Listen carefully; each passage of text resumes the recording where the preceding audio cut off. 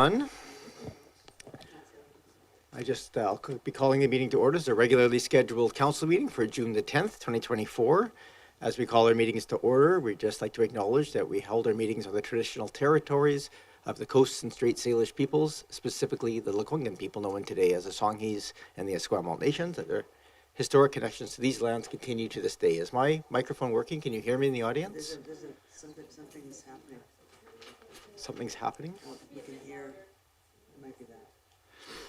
I will try and speak up so everybody can hear me as clearly as possible. First order of business, just approval of the agenda. Can I have a mover and seconder? Thank you. Any comments or discussion? Seeing none, all those in favor? Any opposed? None opposed. We have adoption of the minutes, regular council meeting minutes of May 27th. Moved and seconded. Any changes or corrections, amendments, or other? Seeing none, all those in favor? Any opposed? None opposed. That carries.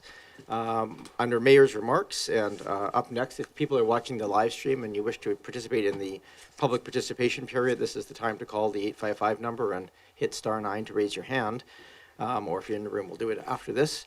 First of all, I'd like to welcome Councillor Appleton, who is traveling for work and is joining us online. So welcome, Councillor Appleton.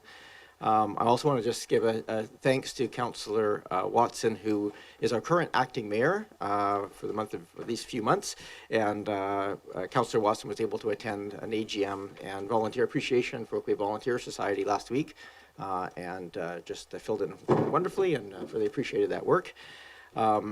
This last week, I've had the opportunity to represent the district at the ALS Society's walk up at UVic and the Ride Don't Hide mental health awareness event. And I just want to give a special thanks to Oak Bay Fire, who's really actively engaged in the mental health issues along with the family of Ken Gill. Also, just expressing my appreciation to the Oak Bay High's arts program. They had their choir year-end concert last week. That was quite phenomenal. They have, I think, 11 choirs at that high school, which is quite phenomenal. I was also able to attend and represent at the Coast Capital hosted panel on social capital. And really, it was a great showcase of many of the nonprofits that are doing really innovative business models and ways of bringing services to our community. And Threshold Housing was one of the presenters as well, and we just had them in there. Our chambers here a few weeks ago as we finalized their acquisition of their current house, but they took ownership recently. Also, just want to express my appreciation to Councillor Appleton. He raised to our attention the Juno 80 flag program, which allows us to raise a flag that was flown at Juno Beach in honor of the 80th anniversary of D-Day. So at 6 a.m. last Thursday, all the members of council, members of senior staff, Oak Bay Fire and police all went out and attended the flag raising on the behalf, and also thanks to the Canadian Scottish Regiment who helped organize and attend. In terms of events coming up for the public's interest, there is an annual questionnaire which is open now, so if you haven't filled it out, please do. That just gives us some guidance on feelings and priorities for the community. We have the first night market happening this Wednesday, so we're here on Oak Bay Avenue, and this Saturday is the Spring Nosh, which is the lesser-known cousin of the night market. We don't close off the street, but on a Saturday in June, this is this Saturday. A bunch of the food vendors in Oak Bay host little areas. There's live music, and in fact a vintage clothing pop-up as well happening. That's at the western end of Oak Bay Avenue near Fowl Bay Road. Those are all my comments for today. We move to the public comment and question period, and since I see new faces in here I haven't seen before, I'll give a brief explanation. So if there's items on the agenda that allow for public input, we ask that you have the public input at that time. But if there's other things, we just have this opportunity. If there's items of interest to the community that are not related to an agenda item but are of interest to Oak Bay, it's an opportunity to come forward and address council and raise them to our awareness. So if you're here for items on the agenda, please wait. But if you're here with some general comments or ideas or thoughts to share with council, you're more than welcome to do so. Please come forward. It's always hard to be the first one. So the process here is very simple. If you come up, have a seat. We have up to 3 minutes per speaker, and all you have to do is say your name and your municipality of residence. You don't have to give your address, and then you're free to go. Oh, sorry, you have to press the button in front of you to turn the microphone on. Perfect. Hi. Okay. I'm Susan Merchant. I live on St. Anne Street in Oak Bay. I am here to request that the yellow center lines and previously yellow caution curb lines be repainted at the juncture of St. Anne and Monterey in front of the Oak Bay Fire Hall. I walk St. Anne and Monterey streets in front of the fire hall at least twice a day. Over the years, I've been seen speeding and lane crossing and all sorts of troubling driving behavior since the center lines and caution lines have long faded away. Just the other day, I saw a car actually going too slowly around the corner heading from St. Anne to Monterey, but only because they'd lost the road and seemed to think the double white lines, which denote a sidewalk in front of the fire hall, were the center line. But you could just see the confusion. And I again thank the universe that there wasn't someone approaching from the other direction, maybe going a little too fast. In my mind, it's only a matter of time because I see this every day. The word preventable keeps popping up in my mind.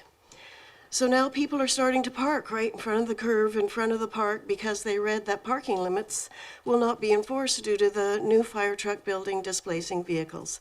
That just piles on danger in the curve in the road. A 30-foot bright yellow line on that curve could very well save a life. And every day I pass by a memorial that breaks my heart, and I wonder why these lines were not long ago painted back on as a super easy, quick, and affordable way to help drivers and everyone else see the curve in the road and stay in their lane, as well as off the sidewalk bordering the park. I've even seen cars stop in the middle of the curve to look at the memorial. Whilst you all debate other options for the roadways that are more expensive, intrusive, divisive, and possibly psychically harmful, I have a huge can of yellow paint that is just dying to be used. Today, now, please. Thank you. Thank you, Ms. Merchant. I don't have a timeline for when that painting is happening. I know it's in the queue, but there's also, just for public's interest and yours, we have a general email address, engineering@oakbay.ca, that you can send queries or raise any questions or concerns you have around engineering to that email address. And this is more of an operational thing than a governance piece, but we're here to oversee, so appreciate you bringing it forward. Okay, Thank you. Anyone else wish to address council?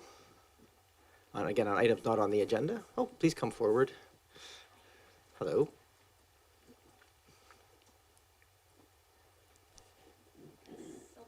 That silver button. Welcome. Same process, just name and municipality. Christina Vukovic, and I live on Allenby in North Oak Bay. I'm at this council meeting this evening to express my opposition on the housing proposal for Carnarvon Park, as well as any future plans for housing within our parks in our community in the future. Mayor Murdoch, you wrote a letter to the housing minister on September 14th, 2023, and I would like to quote you on one of the paragraphs from that letter. You stated, "It is also important to note that some of the housing types specified in the proposed housing targets require senior government investments.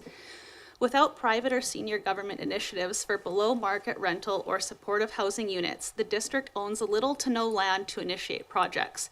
District-owned land are predominantly used for community purposes such as parks and recreation centers, emergency services, and municipal services. Potentially expanding the use of these lands to include housing elements would require careful long-term planning and consultation with the community to ensure an appropriate level of public access current and future to spaces, services, amenities that foster community, connectiveness, livability, and well-being. Taking parks as an example, demand for such will increase as the community grows and more residents are living in smaller housing units with no or limited private outdoor space. I would like to know, how do you think that building housing within the park will foster community connectedness, livability, and well-being when the park is being compromised with housing, when people typically go to a park to get away from the housing feel? I would also like to know how council has taken the steps to involve the community in the careful long-term planning and consultation that you stated in your letter. Thank you. Thank you. So just a couple of, I don't mind the applause, but I will say, just as a courtesy to everybody, we invite all opinions to come forward here. So sometimes there's intimidation. I know it seems friendly and supportive, but just so if people have opposing points of view, we try and just be respectful in the chambers. I wish that was very respectful, but just as such. Yeah, so I could sort of answer your questions, and certainly I will say we've had a lot of public input on the question. We included a housing option on Carnarvon Park. That issue is coming back to council with the feedback from the public on it. So I don't want to presuppose what this is, and I can't speak for council until we've had a chance to look at that and have that conversation in the public realm. Okay. You know, I will say, I think in general terms, as noted, as the quote you read out there, we have incredibly limited land. And so we've sort of asked the question of, if we are building new buildings in Oak Bay, and the last one was at Windsor Park 20 odd years ago, we are contemplating, can we use that? Is there a possibility of using those buildings to have housing on top of? As a general purpose, that's a question that we are asking. So we have an emergency building as well that we're going to be looking at viability of, and we're going to be looking the same question. Depending on where it goes, can housing go on top of that? It's a question we're going to be asking. It does not mean that we're going to be moving forward with it. Okay. And I think we have heard certainly, the question has not been, how do we open up parkland for development?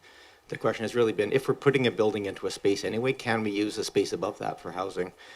It's not easy in many of these situations, even if we want to. Yeah. But that's the question that we've asked, and I think it's quite an intentional ask that we just are trying to do our part if it's possible. Is there a potential of recognizing that maybe we live in a community where space is limited and infill housing might not be appropriate? I'll go back and forth too much on this. No. The question is, no, I think that your points are totally valid. If you look at Oak Bay as a community and look statistically at it, we have fairly limited park space, particularly for recreation parks. So a lot of if you look, our ratio of parks to population is slightly below, I think, what if you're sitting down from scratch and planning out a community is. So as we add population, we have to consider park space. So we're not looking to lose park space, but it's hard to acquire more. So yes, those considerations are absolutely part of our consideration Okay, package. awesome. Should I press that again? You should. Thank you very much. Anybody else? I have to say these are much more interesting and diverse than we often get here, and more people, so this is great. Welcome. Yes, push the button. Same thing, just name and municipality residence. My name is Susan During. I live in Oak Bay. And I'm also here to share my opinion that housing in Carnarvon Park is a terrible idea. I say a park is a park is a park, and it's not for anyone to take, even when there is intense housing pressure and even when there's no other public land into which Oak Bay can expand. A long time ago, someone had the foresight to create Carnarvon Park for everyone's enjoyment, and 100 years from now, it should all still be there intact. If you take a chunk of it because you need public land for housing, it's the beginning of the end, not only for Carnarvon Park, but for every other park in the district. It sets a very dangerous precedent. I take issue with how the rental housing option seemed to come out of nowhere. There was no rental housing option presented in 2019. And those proposals form the basis of this refresh, if I understand. It seems that you're trying to commandeer public parkland in the hopes of making your numbers for the mandated provincial targets. It feels like you're robbing Peter to pay Paul, and Paul doesn't even live here. And let's not forget that you're not only robbing Peter, but you're also robbing Peter's kids, his grandkids, his great-grandkids. I also take issue with the survey, which seemed to be the only official venue for our feedback. I thought it was badly designed and critically flawed. Option number 4 merged indoor pickleball courts with 3 stories of rental housing. If you're a pickleball player and you're keen to have new indoor courts, there was no way to say yes to the indoor courts without also saying yes to rental housing. The 2 items should have been separate options. As it stands, the indoor pickleball courts are a Trojan horse for getting rental housing into the park. If you look at the survey results and see votes for option number 4, there's no way of knowing if it's pickleballers voting for indoor courts or if people actually support rental housing in the park. We all know from the Pickleball Strategy Report that Carnarvon Park's pickleball courts are by far the most popular in the region. I also know from daily experience that when the pickleball courts are full, the parking lot is busy. I'd say most pickleballers playing at Carnarvon do not live nearby. I take issue with adding significant density to a neighborhood and simultaneously taking away the parkland that those very people will need. I take issue with the sheer size and massing of the 5-story building sitting in a flat neighborhood that is almost exclusively 1-story houses. The building would be as tall or taller than the existing mature maple trees. It would seem a beached whale with windows. The tennis courts would be in constant shadow. The houses nearby would have constant surveillance from the windows of the housing. The long wall facing the baseball diamond would only have a few meters from the first baseline. A building of that size would damage the experience and flavor of what would remain of the park. When the refresh options were first presented. I might just ask you to wrap up. You're at the end of your Yes, 3 minutes. this is my last paragraph. When the refresh options were first presented, Oak Bay News quoted you, Mr. Murdoch, as saying, "We're just trying to throw out a number of ideas to solicit feedback. I see zero downside in exploring these kinds of options." I'd like to say that there is a downside because we now, people who live around the park, feel betrayed. And we're worried sick about the future of Oak Bay Parks, and we'd like to say, please don't let housing in public parks be your legacy. No housing in Carnarvon Parks, please. Thank you very much. And thank you for using the survey. That is the tool that we're using for most of the public feedback on this. Thank you very much. I will just point, I think, on the survey itself. Our intention was not to say, please choose one of 4 options. It was trying to provide some visuals and some ideas for what that might look like in a context, not saying, please choose one of 4, but here's aspects that would work, and collecting more broad feedback. So I think that's what we're expecting back, is the not a ranking of 1 to 4, but really just which of these work and don't work in that process. So thank you for that. Anybody else wish to come forward? Yes, please come forward. Good evening. My name is Marcelo Laca. I live in North Oak Bay. I agree. I support the previous 2 speakers. So I'll be brief, and I will concentrate on something that I found very surprising. I want to kindly ask, in the interest of transparency, that for an immediate release of all the data related to the survey. And I mean the process, the design of the survey, and the results of the survey tomorrow. The reason for this is that I felt cheated with the survey because I started reading, it sounded like I was choosing the size of a clubhouse. And then I realized at the end there was public housing in parks, which is a huge issue, incongruent to the size of a clubhouse. Yet 3 options divide the opposition to housing on parks. So I want to know who came up with that idea. I want to know what the circulation of the survey was. I want to know the participation of the survey, who was able to vote or select, and I want to know the results. But most of all, I want to know how you're going to interpret those results. Because I don't want the opposition to housing to be diluted into 3 options that are irrelevant for the purpose of housing. Completely irrelevant. The size of a clubhouse has nothing to do with the use park land for housing.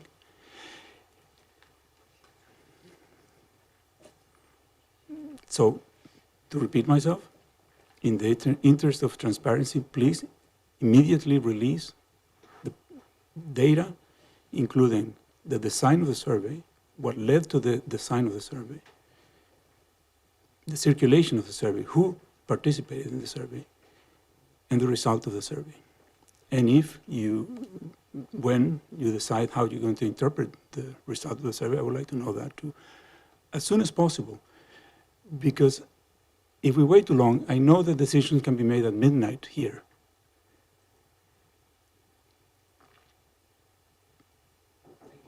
Thank you. Just as I always like using examples of why I like this level of government. Certainly, I don't know what will come back in terms of the report. In terms of the methodology and so forth, that may be laid out, but I'm not sure how much detail it'll go into. But just for everybody's comfort and knowledge, when that information is consolidated, basically the next meeting that we have, that information will come to, so it'll come back to this table. By our own processes, all of those kinds of reports are released to council and to the public at the same time. So there's never any lag between what the public knows and what the council knows. So we have a very open level of government here in which all of our, when you see the agenda package, the information that you see in the agenda package is what we see, and we get it at the same time as the public gets it. And we do allow public input on everything we're legally allowed to have public input on, we do at this table. So I do want to just, I don't know when it's coming, and we won't release it until it's as part of an agenda package, because it will have the survey results as well as a staff report attached to it. So as soon as those two are prepared, they will be in the public realm, but they will be in the public realm at the same time as council gets them. And she'll have the same opportunity for interpretation as we do, and we will have the opportunity for public input at that time. So just from a process perspective, I hope that helps. Very quickly, sir. You did use up your full 3 minutes. When you say that will come to council at the same time, will it come to council the day council is going to vote on the decision? It comes, so, no, it doesn't. We release our agenda packages, do everything we can to release it on the Wednesday prior to the Monday meeting. So we have almost a full week available, including a weekend, to review. Thank you. Thank you. Anybody else? Please come forward.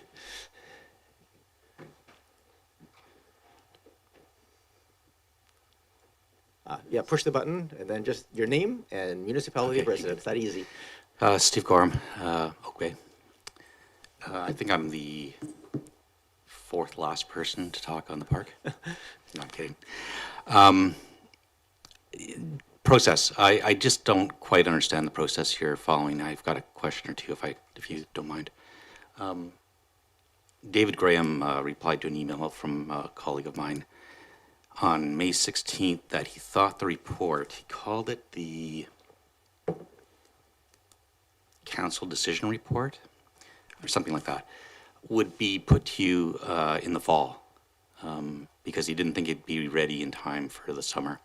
But you'd replied to somebody just recently, a week or two later after him, that you thought it'd be done within the month, before July. So I'm just curious which I that actually is. don't know for sure when that's due, so I don't know, Ms. Williams, if you have access to the, Thank you, Your Worship. It's currently not scheduled prior to the summer break, and if Mr. Graham indicated the fall, I would trust that. Okay, that's very helpful. Thank you.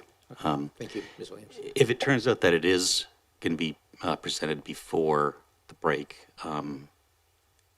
is there anyone that we can call to find that out? The simplest way Sorry. is that's okay. No, the simplest way is definitely just to sign up for a subscription so that you get a notification whenever we release an agenda package. Yeah. And it's on there. Okay. Unfortunately, we can't publish what's coming ahead of time because oftentimes it is, like I said, we try to as soon as it's all the information is correlated. So sometimes that's a Tuesday afternoon when the final sign off is on the report and it comes on the agenda package. So sometimes we just don't know. But if staff's saying fall, that's a very likely timeline. So Ms. Vukovic and I don't coordinate well, but so I'm going to quote the same document she did, Sure. which is your letter to the Ministry of Housing. And you say, and just one sentence that matters to this.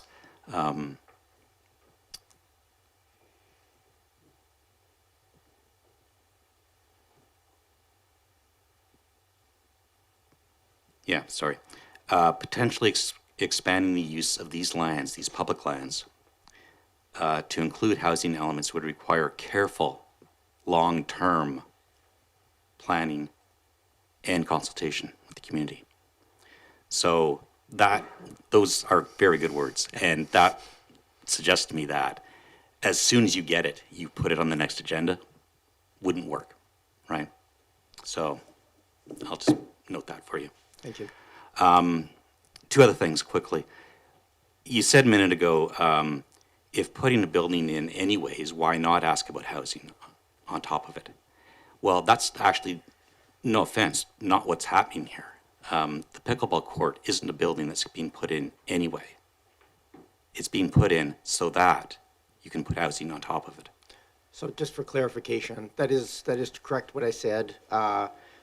All we really asked for is this one is we asked the question: is there any place that we can incorporate housing in this? As we are putting a new buildings in the site, we didn't dictate above where or how. So staff came back and said, struggled a bit and came up with one option that might be feasible, and that's what's it's one of the options as part of that. So Okay, so the pickleball building isn't there but for, to act as a base for the housing.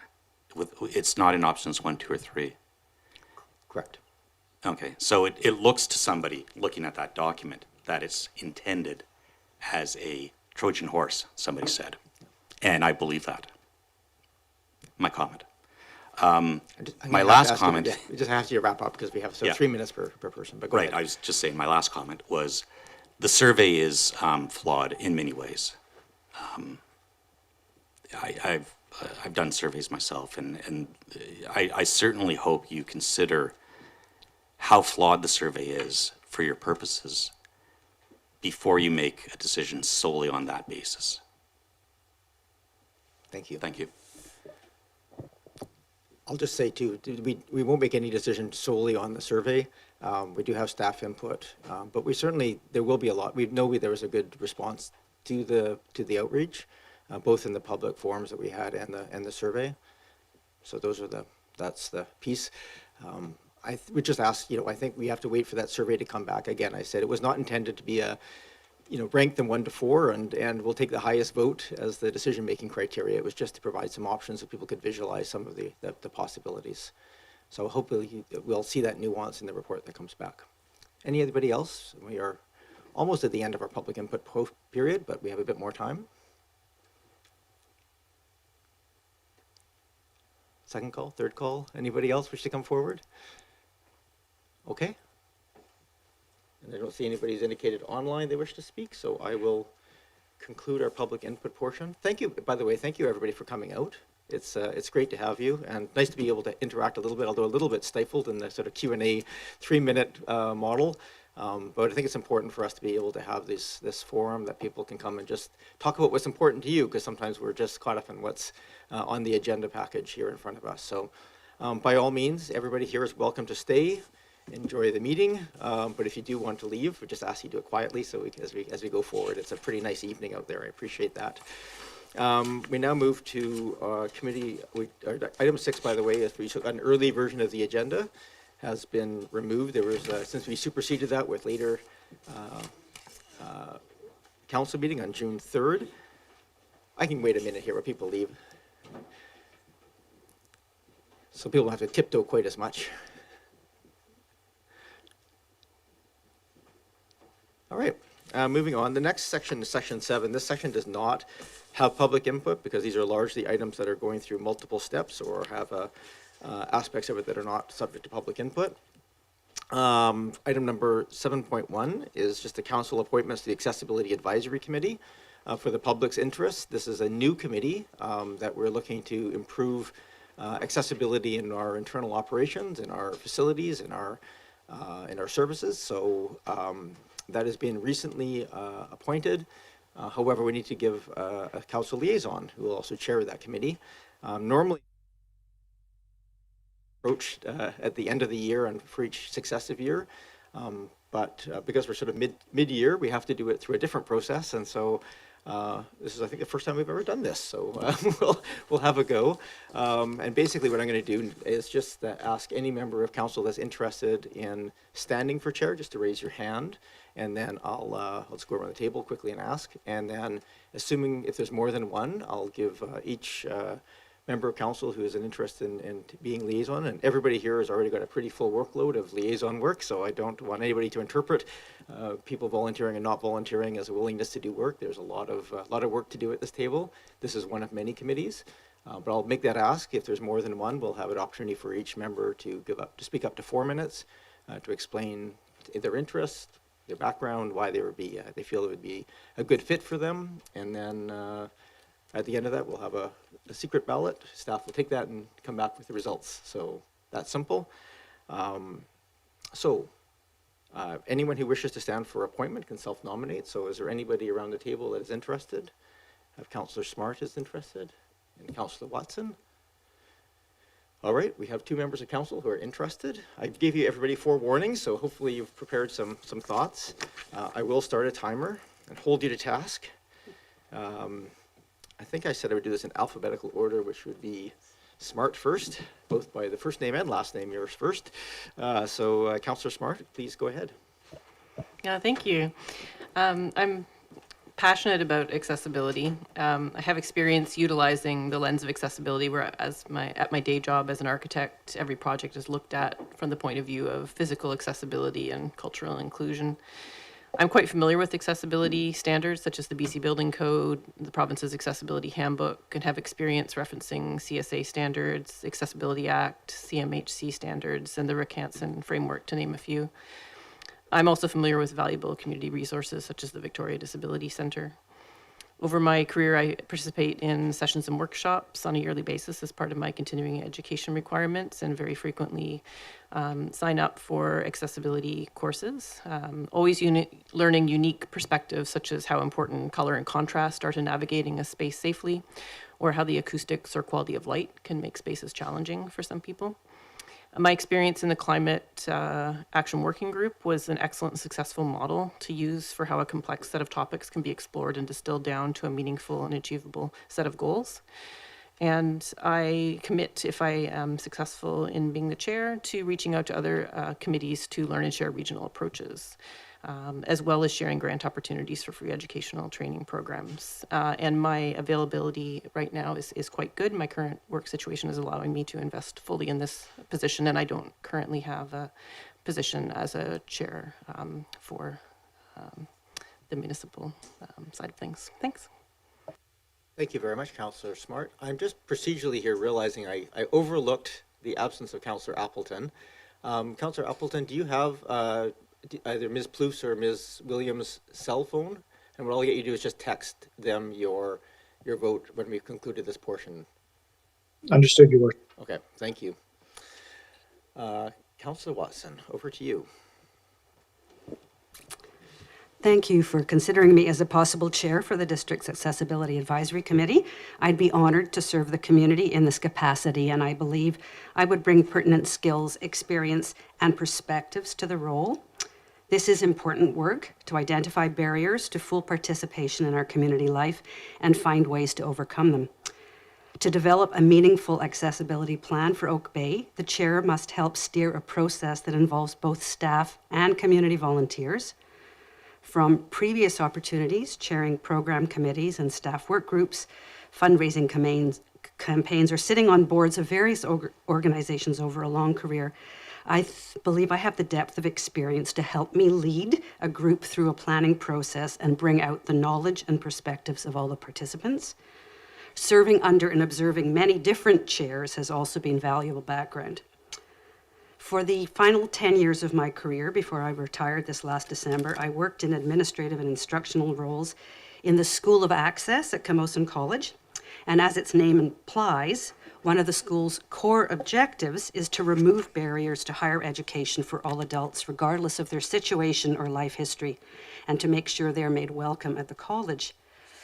This ethos has permeated my own thinking and practice and provides a lens through which to see our accessibility responsibilities as a local government. In addition, my prior career experience in urban planning, local government, and social housing management has attuned me to recognize barriers in physical and program designs.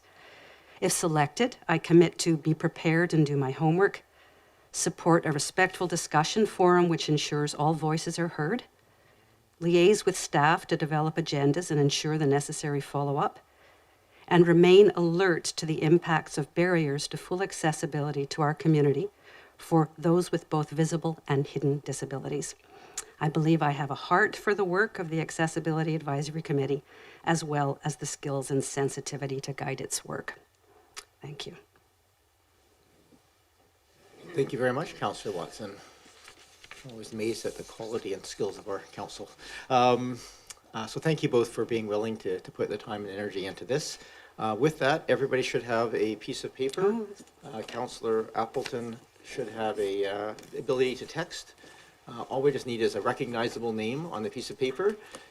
And if you can fold it, and then Ms. Plouffe, you'll come around and collect them, go in the other room and count them, and then come back and announce who's this. Okay, perfect.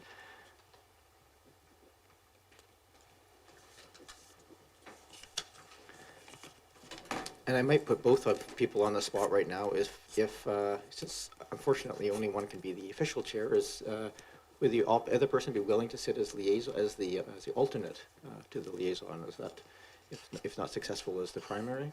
Absolutely. Good, thank you. That simplifies the second half of this process. Ms. Bluth, can you come around?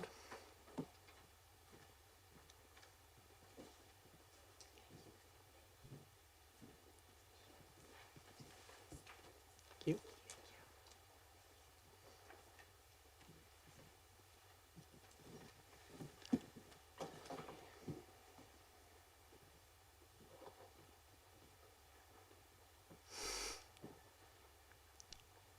I feel like I should play the Jeopardy theme tune or something at this point to see.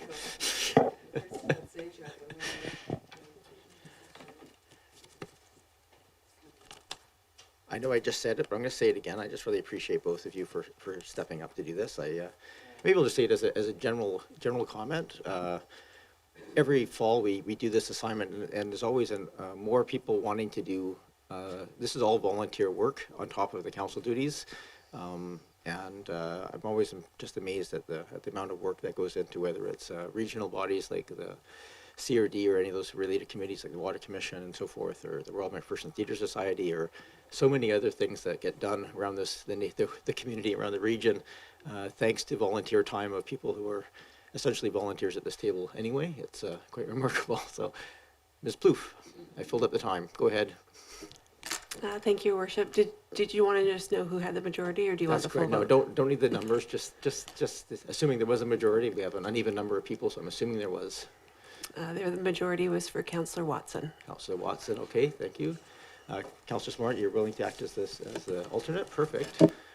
Thank you both so much for that. We just need a motion to destroy the ballots at the end of that. Moved and seconded. All those in favor? Any opposed? None opposed. That carries. Oh, that went fairly smoothly, actually. Our first effort at that process. Congratulations, Councillor Watson and Councillor Smart. Moving on to item 7.2, we have an application for 291 King George Terrace. The applicants are here in the room. I don't have in my notes that there's going to be a presentation by the applicants, but I'll hand it over to Mr. Bowl, our Director of Community Building and Planning, and if there's I'll let you manage the process from here on in. Sorry, Councillor Smart. Yeah, thank you. I wish to recuse myself as I've previously recused myself due to a perceived conflict of interest with my previous employer, and I have not yet received my legal opinion confirming that this conflict of interest no longer exists.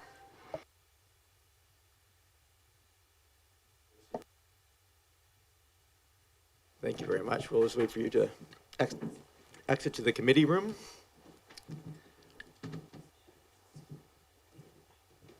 For those curious, if you declare a conflict once, even if your life situation has changed and you're no longer in conflict, you're actually not allowed to self-declare that conflict to be over. You have to go and get a legal opinion. So this is a bit of a lag time. By law, you're not allowed to sort of make that decision on your own once you made a piece. So her situation has changed, but she can't come back on these items until she's had that legal opinion. Mr. Bowl. Thank you, Mayor. I do have Mr. McStravick online to give us an introduction, and he's also available to answer any questions council may have. And of course, I'm available as well, and Mr. Green is as well, by the way. Thank you. Well, welcome, Mr. McStravick. Thank you. Can everybody hear me okay? We can, thank you. Wonderful. Good evening, Mayor and Council. Council is being asked to consider an application for a zoning bylaw amendment and development permit for the property located at 291 King George Terrace. The applicants request to rezone the subject property from RS4, one family residential, to a new site-specific zone to permit a 3-lot subdivision, which would be developed with 3 new single-family homes, at least one of which would be built with a secondary rental suite. The number of units in this development would therefore be between 4 and 6, depending on the number of rental suites that are eventually constructed. By increasing the density of the site from 1 unit to between 4 and 6 units, the proposal was designed by the proponents to be in keeping with the intent of the small-scale multi-unit housing initiative of the provincial government. To that end, the applicant proposes that further future densification of the 3 proposed lots should be limited by a statutory covenant capping the density to what is currently proposed. The zoning bylaw amendments requested to facilitate this development include reductions to the minimum parcel size, minimum road frontage, some setback relaxations, and other changes which are outlined in the staff report that Council has received. None of the requested zoning changes are significantly out of step with the existing character of the surrounding neighborhood, and staff note that the applicant has submitted letters from all adjoining neighbors in support of the current proposal. In support of the rezoning request, the applicants have offered to make a community amenity contribution of $18,000, which is in keeping with Council's CAC policy. As the subject property lies within the infill residential and shorelines development permit areas, a DP is required prior to subdivision and construction on the site. In support of that aspect of the application, the applicants have submitted a report from a qualified environmental professional, which confirms that the proposal will not have a detrimental impact on the marine shoreline environment. The applicants request that the DP include a variance to Oak Bay's public sewer bylaw to allow them to manage stormwater on site rather than connect to the municipal storm drain, which would require a costly storm drain extension. This variance request is supported in concept by the project engineer and project biologist, although a specific stormwater management design will be required prior to DP issuance as noted in the staff report. The Engineering and Public Works Department has also raised no concerns with this variance request pending review of the stormwater management system. So on review of the application, staff find that the proposal is supportable as it is in keeping with the intent of the official community plan, including the infill residential and shorelines development permit area guidelines, which support the densification of established neighborhoods through sensitive infill. The applicant, Christopher Walker, is in the room tonight, as you have noted, and he is available to answer any questions from council. Thank you very much. Thank you very much, Mr. McStravick. I'll give it to Mr. Walker first. If there's anything you wish to add, and then I'll just really go to questions before I get on to any suggested motions. No, there's nothing I wish to add. I did supply council with a rationale. I put it on your desk this evening, and I also emailed it to you. Hopefully you've had a chance to read it. I think I've summarized everything, the development, along with what Kyle's just said, so I'm just here to answer any questions. And I have Chris Foyd, architect, beside me here, my partner in the development, so he can answer anything I can't. Thank you very much. I had Councillor Green and then Braithwaite. Thank you very much, Mayor, and through you to Mr. Walker. No, am I right? Thank you. Thank you for the material that you provided. I appreciate it. And I just have 3 questions. One is to describe the on-site stormwater management system that you will be employing, and the only reason I ask is that it's mostly bedrock on the waterfront. So I'm just wondering what that system would look like and what its capacity would be. Thank you. That's the first question. Answer that one. Okay. It's a pretty straightforward system. Basically, the rainwater leaders, the water that comes from the roof. First of all, there will be some infiltration. We're proposing green roofs, so that'll provide some infiltration of the water. And then it'll come through the rainwater leaders and just percolate down into some drain rock alongside the homes, and then percolate out onto the site, basically not changing the site conditions at all. Very simple system. Thank you. I appreciate that. Will there be blasting involved in the construction of these homes? There will be blasting involved, and we've done our best by designing the homes to minimize the blasting. And if there are any questions about accessibility and blasting requirements, Chris is here to answer that. The way the homes have been designed to fit into the site as best as possible to minimize that. Thank you. And the third question, final question, have you had any archaeological concerns about the site or any archaeological analysis done on the site? Thank you. We've had a green light from the BC Archaeological Branch. There are no concerns whatsoever.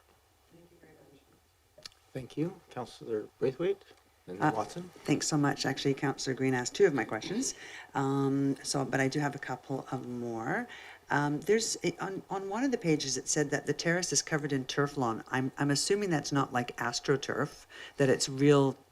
That's what you're calling grass is turf lawn. Is that correct? Mr. Walker. You did read the report.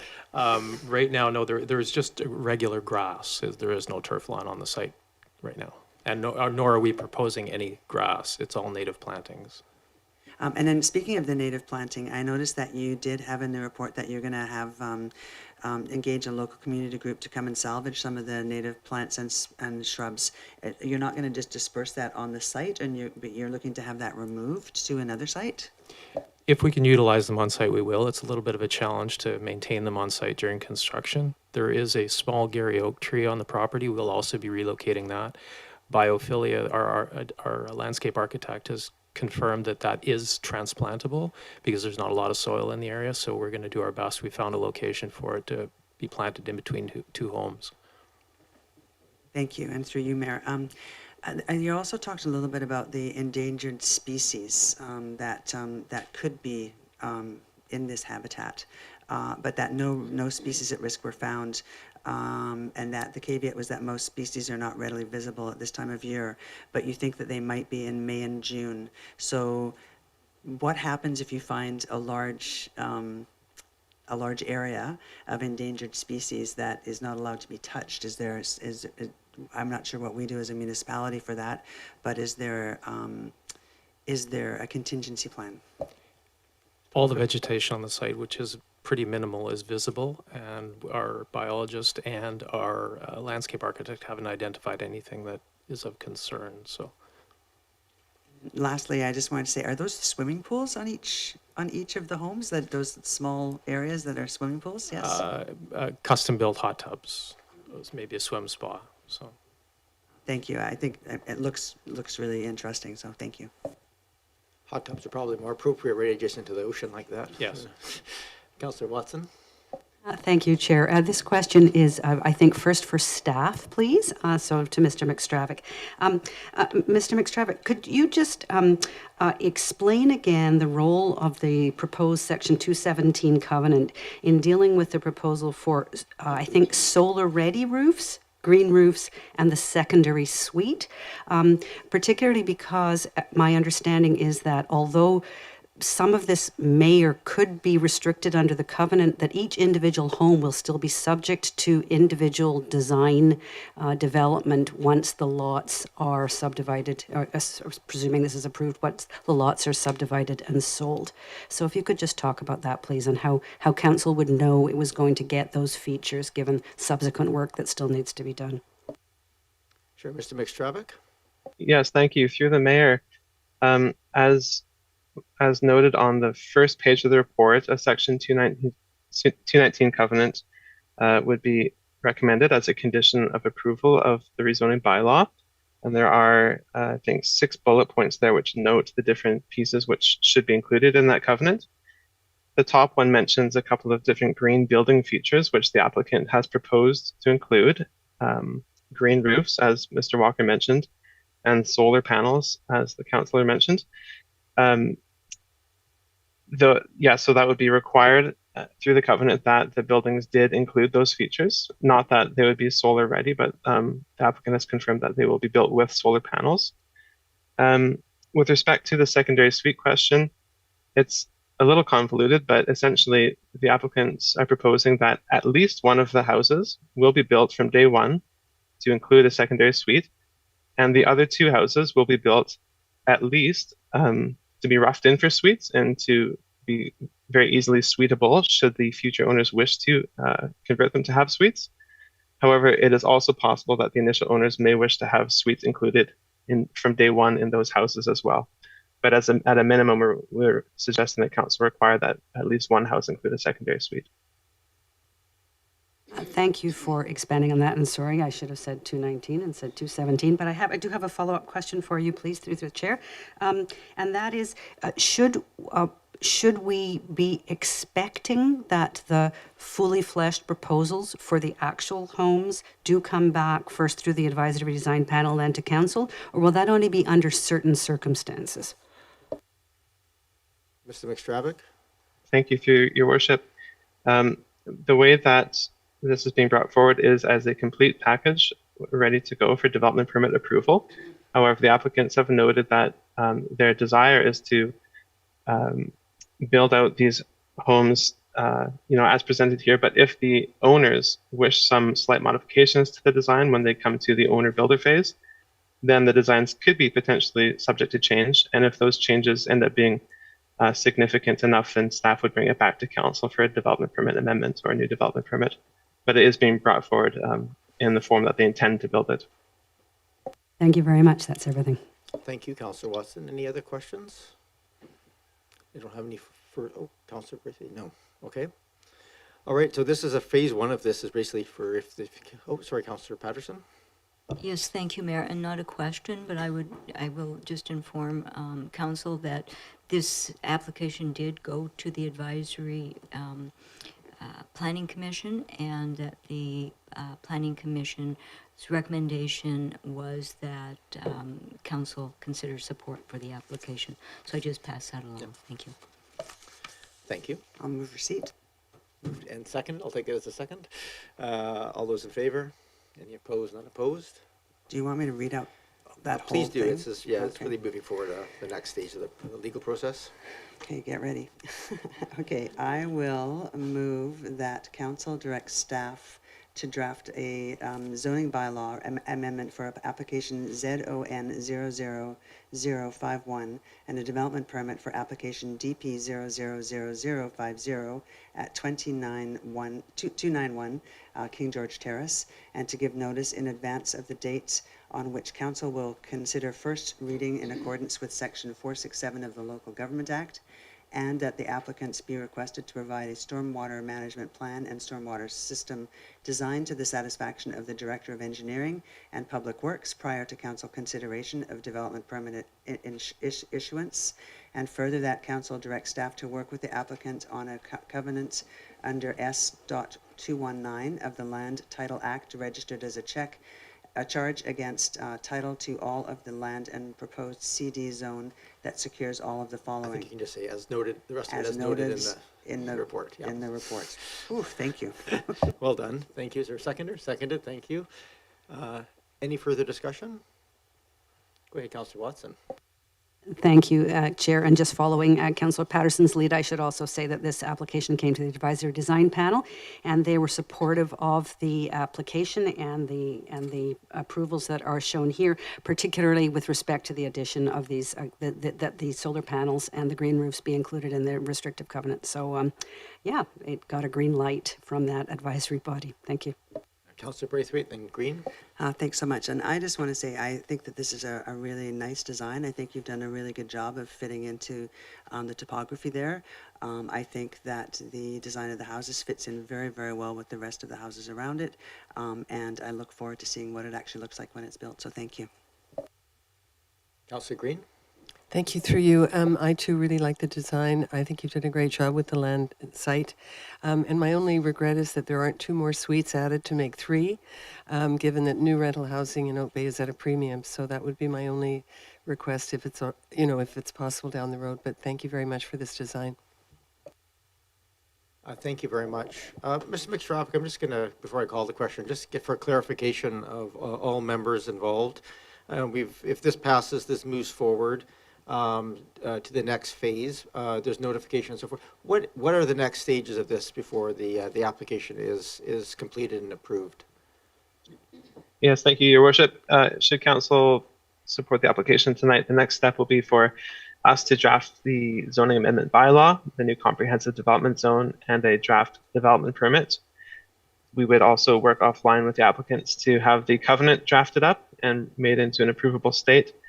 And we could go ahead and have the covenant registered on title before bringing it back to council. As a public hearing would not be held for this rezoning, council could potentially adopt a rezoning bylaw when it's brought forward for first, second, third, and fourth reading the next time it's before council. Okay, thank you very much. This is it's not a first I should also mention we would be sending notification letters in the mail to properties within a 50-meter radius, and advertisements would be in the Oak Bay News to advise residents of council's intention to give a reading to the bylaw. Thank you. And just for my clarification, or for publics, that notification comes prior to first reading. Is that correct? Or does it come to first reading and then we go to? No, that's correct. It would be sent out to advise the public of council's intention to give first reading. Great. Thank you very much for that clarity of process. Thank you. Don't see any other discussion. So all of those in favor? Any opposed? None opposed. That carries. Thank you. Good luck with the project. We look forward to seeing you back here for the final document pieces. Up next, 7.3, we have a heritage revitalization agreement. We have, I think, Mr. McStravick back to provide an overview, and I believe we have the applicants here as well that would like to provide a brief presentation or of their proposal. Mr. McStravick, over to you for the introduction. Thank you, Your Worship. In this next item, Council is being asked to consider an application for a heritage revitalization agreement to preserve the heritage house located at 1318 Transit Road, including by giving that property a heritage designation.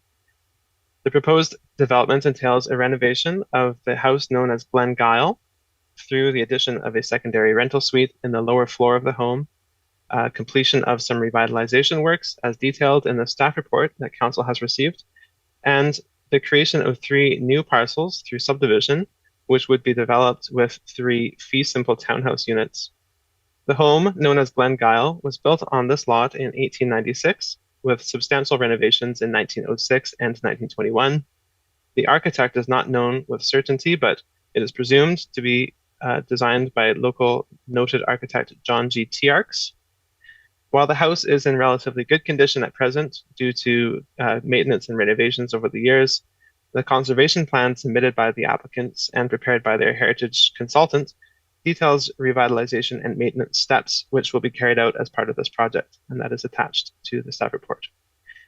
The 3 townhouses are proposed to front onto Transit Road, while Glengyle will be left with a frontage onto Brighton. The design of the townhouses is contemporary and subdued in an attractive way, which will provide a complementary addition to the neighborhood and of course provide much needed additional housing units. Following feedback received from the Heritage Commission and the Advisory Design Panel, the applicants revised an earlier version of their proposal, which would have resulted in the loss of a staircase on Glengyle. The staircase was noted in the Statement of Significance as a character-defining feature. And so the applicants adjusted their plan of subdivision to retain that staircase in the revised plan, which is before Council tonight. Further details of the proposal are included in the staff report, and the owner as well as the architect, Carolyn Wilson, are here tonight. And Carolyn Wilson wishes to give a brief presentation to Council as well. Thank you very much. Thank you very much, Mr. McStravick. Ms. Wilson, welcome. Thank you. Oh, so yeah, push the button in the middle. There we go. Thank you. And will you be putting the presentation on the screen for me?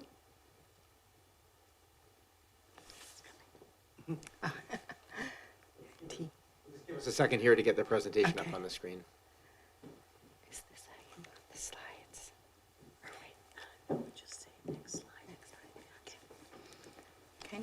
I'm just going to forewarn you, so we do have a matter of procedures by about 5 minutes maximum. 5 minutes. So Next slide, I will please. cut you off, but we'll have opportunity for questions anyway. Please welcome. Thank you. We'll go to the next slide. So the site is in the red zone at 1318 Transit, and it's very close.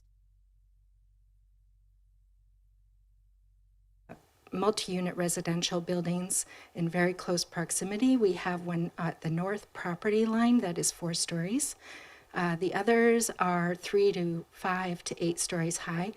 The areas in the blue are single-family residences, and to the south immediately is the Brighton Walkway.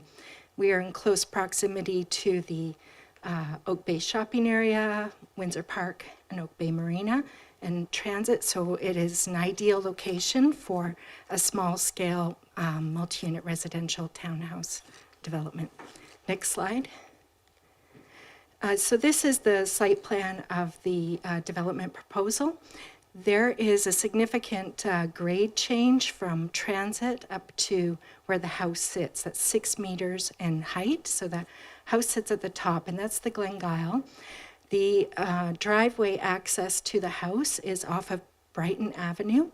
So we have utilized features of the site to design the townhouses. We have an angled front property line that we've set back, and we were able to reduce the massing of the townhouses by having staggered facades and staggered at the rear. As well, we utilize the low-level transit access to provide the garage parking in the basement, And then at the rear, next slide, please. This is the view along Brighton Avenue. The main level of the townhouses just empties out to the yard in the rear facing the Glengyle. So we have some features of the site and the house that are guiding us. We didn't want to mimic the house because it has Victorian and arts and crafts features, and so there's a lot of changes within the detailing and the roofing masses. There's a large spine to the existing house that runs east-west that we used on the townhouses. So you can see in the neighboring context, there's single-family homes that are about the same height as the house, as well there's the 4- and 5-story condos nearby. Next slide. Some more of the context in the area. Next slide. So the one of the main features of the house that we utilized was that main gable as well. There's a 2nd-story balcony that's roofed over, that's projecting and is a canopy over the veranda. Next slide. So with this is looking south along Transit Road. So we utilize that projecting balcony that is roofed over for each of the townhouses. So we have this feature on the front and the rear. It provides solar shading for the windows that are on that level and the levels below. Another main aspect of the site was this stone wall that wraps Transit and Brighton.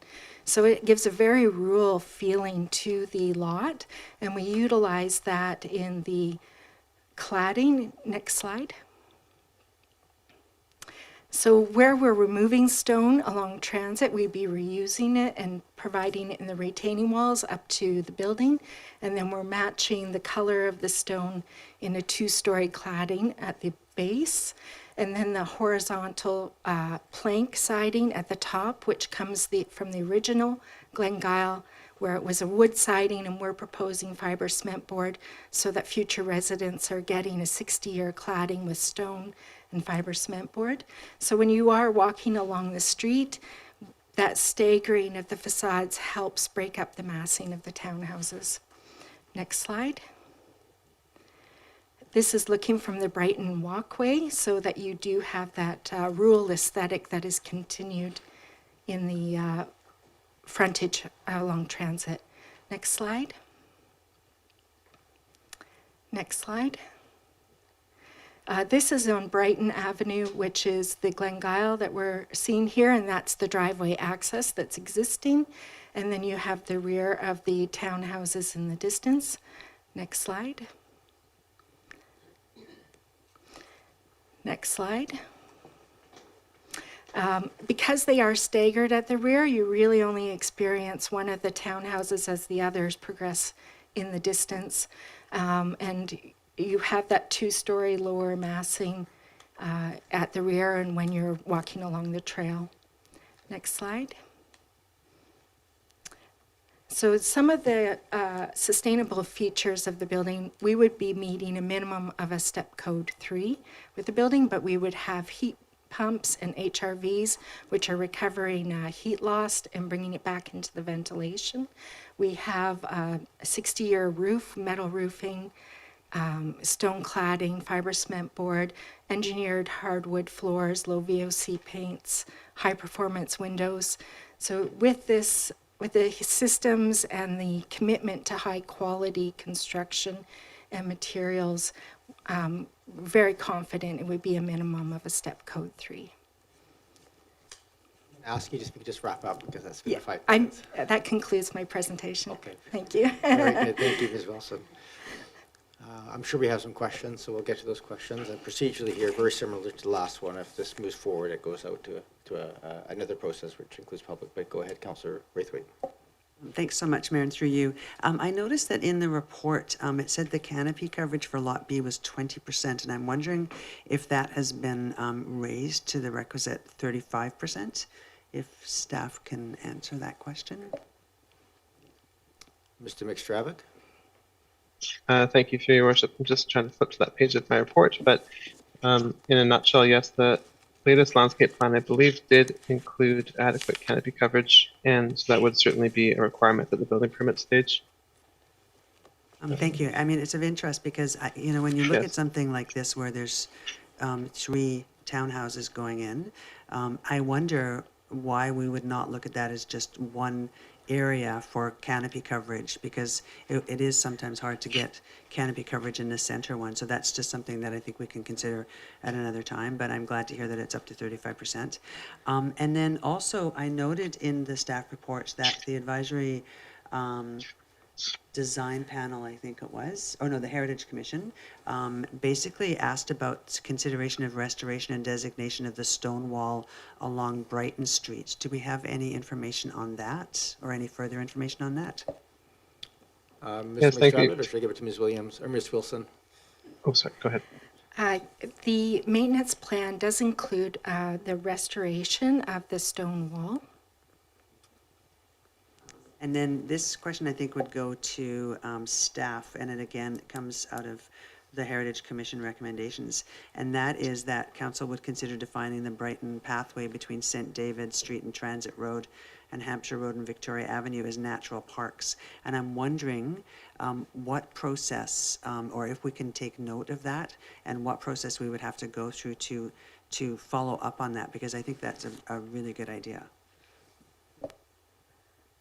Thank you, Councillor Braithwaite. A little outside the scope of the exact application, so I don't want to get bogged down, but Mr. McStravick, do you have a sense of that recommendation and process, or should I go to Mr. Bowl here? Yes, Your Worship. Staff did note that recommendation, and as you point out, it's not immediately tied to this HRA application, but we are aware of the motion from the Heritage Commission. Really, the process for doing so would be to formally close that section of road and pass a bylaw to designate the land as parkland. Of course, there's procedures in place for that, but perhaps Mr. Bull would like to talk a bit more about the broader context in terms of the Parks Department and engineering. Sure, thank you. No, it's okay. We'll do this briefly, but we can always come back to it later. Mr. Bull? Thank you, Mayor. Through you. We also heard from our colleagues in Parks and Recreation that there is also a group, Friends of Brighton Trail, who has been working along something similar, maybe not exactly a park designation, but the concept of the whole Brighton Avenue corridor to become something more prominent of a parkway or greenway. But that's something that is outside of the scope of the application, not really something that would fit into the HRA, but I believe I understand from my colleagues that it is something that likely will be brought forward to council through that citizen group later this year. Thank you. Thank you. Go ahead, Councillor Braithwaite. Thank you, and I can also talk about it at Parks Rec and Culture as the liaison for that. Thank you. Thank you. I have Councillor Green and Watson. Thank you, Mayor, and just generally to through you to Mr. Bull or to Mr. McStravick, the 7 recommendations or considerations made by the Heritage Commission, will those all be acted on? Thank you. Mr. McStravick? Yes, thank you. Through Your Worship, several of them have been acted on already. I mentioned earlier that the applicants have revised their design to retain that staircase, which is mentioned. The canopy coverage will be met as a condition of our tree protection bylaw, and again, I believe that the latest landscape plan does address that. Designation of the stone wall and restoration are addressed in the conservation plan. Number 5 on the statement of significance, I'd have to double check if that wording was specifically amended in that document, but I can follow up on that. And it would be up to council, of course, if numbers 6 and 7 were acted on, that the application would be sent back to the Heritage Commission, or if the Brighton Path was designated as a park. But Thank you very much. I appreciate thank that. you. Thank you. And I believe number 1, I'm not sure if you mentioned it, but the provision of a conservation plan was provided at this point, as I understand it. So perfect. Yes, Anything that's else, correct. Councillor Sorry. Green? Councillor Watson? Thank you, Chair. And through you, this is to staff, first of all, I think. Could you explain, please, how the maintenance plan, which has now subsequently been done, which is different from the conservation plan, how that maintenance plan is actually incorporated into the HRA, and what the expectations of the district may be or are or should be with respect to observance and compliance with that maintenance plan? Mr. McStravick. Thank you, through your worship. The maintenance plan would be incorporated into the Heritage Revitalization Agreement bylaw, so it would be included in the agreement as a legal requirement. And as for the specific monitoring and enforcement mechanisms that we would undertake for that, I am actually not sure. I haven't been in a situation before where we've noticed a delinquency in that regard, but it would be, again, attached as a bylaw, attached as a schedule to the bylaw, so I'm sure that it would be enforceable, but it just hasn't come up in my professional life that we've had to enforce such a document. If one of my colleagues has a further comment, I would be pleased to hear it. Mr. Bull. Yeah, thank you, through you, Mayor. The property would be designated as well, so it has the protection. Down the road, we first of all count on the owners to take care of the property. And but if there were an issue down the road, the designation bylaw does offer enforcement options under the legislation that could be explored if the need would arise. Thank you. Thank you, Mr. Bull. Councillor Watson. Yes, thank you. One further question, and this is also to staff, although Ms. Walker may want to weigh in too. But I'm curious to know, with respect to the removal of the staircase and the revision, we've had two different plans, and I've seen one at, I've heard the discussion about this at both Advisory Design Panel and at the Heritage Commission. But with the original plan that had the staircase removed, what is the difference in the distance in the amount of rear yard that the three townhouses have lost with respect to retention of the stairway in the current proposal? I might give it to Mr. McStravick. It may be easier for Ms. Wilson if you have. Yes, through your worship, to the best of my recollection, it was about a meter of space across each of the properties, but I think Ms. Wilson might have a more precise figure. Ms. Wilson. Not more precise, but it's about 1.5 meters. Thank you. That's all my questions for now. I will have some comment about that coming up, but that's the only questions for staff or the applicant. Thank you. Okay, thank you. I don't see any other questions. Councillor Smart. Yeah, thank you. Through you, Mayor, to staff, just one quick question. Is the development anticipated to have any impact on the existing character and nature of Brighton Avenue? Mr. McStravick. Thank you, through your worship. Not specifically to the natural greenway area. The stone wall, which continues along the south of the property, would be refurbished through this process. And as we saw in Ms. Wilson's renderings, of course, the townhouses will be visible from the pathway. But again, no specific interventions to the landscaping and topography in the greenway is planned for this. Thank you. Thank you, Mr. McStravick. And Councillor Patterson. Yes, thank you, Mayor, and thank you to the applicant for preservation of a heritage house. I think that always goes over well with the community. But I'm just wondering, for the entry to the heritage house, what the surface, the driveway surfacing is as it crosses that Brighton pathway. Ms. Wilson, go ahead, and maybe just clarify that whether or not that's changing in terms of location or pieces. Yes, Mr. Mayor.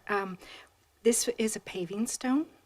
It's a decorative paving stone that would be complementary to the stone wall. Or the existing house? Or to the house? I think the question was for the existing heritage house. Existing house. We only have asphalt scheduled for that. Thank you. Councillor Patterson? And just to follow up then, does the asphalt carry through up to the exterior of the property and then join up with Brighton and the adjacent street? I can take that one since we use that every day, pretty much every day. So it's a great mélange. as you approach the stone wall, it's quite a hard surface with some grass as well. And then at the wall, there's some kind of concrete surface actually that's showing its age, and then that runs up and kind of mixes with some stone, some exposed rock that goes to our back entrance.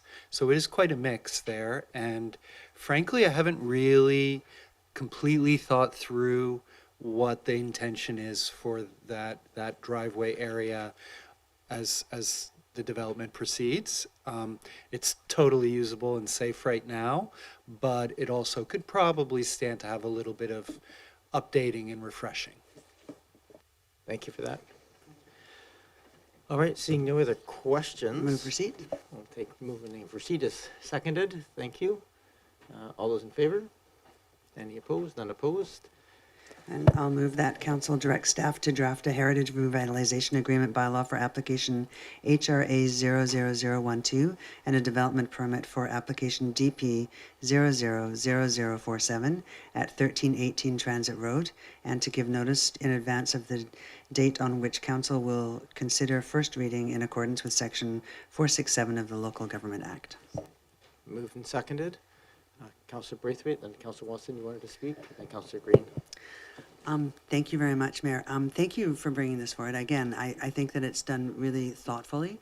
I like the fact that you're keeping the staircase, even though the 3 townhouses will lose a little bit of space in their backyard. I think for the aesthetics of the Heritage House, it makes a huge difference. And I would have had trouble if you wanted to take the staircase away.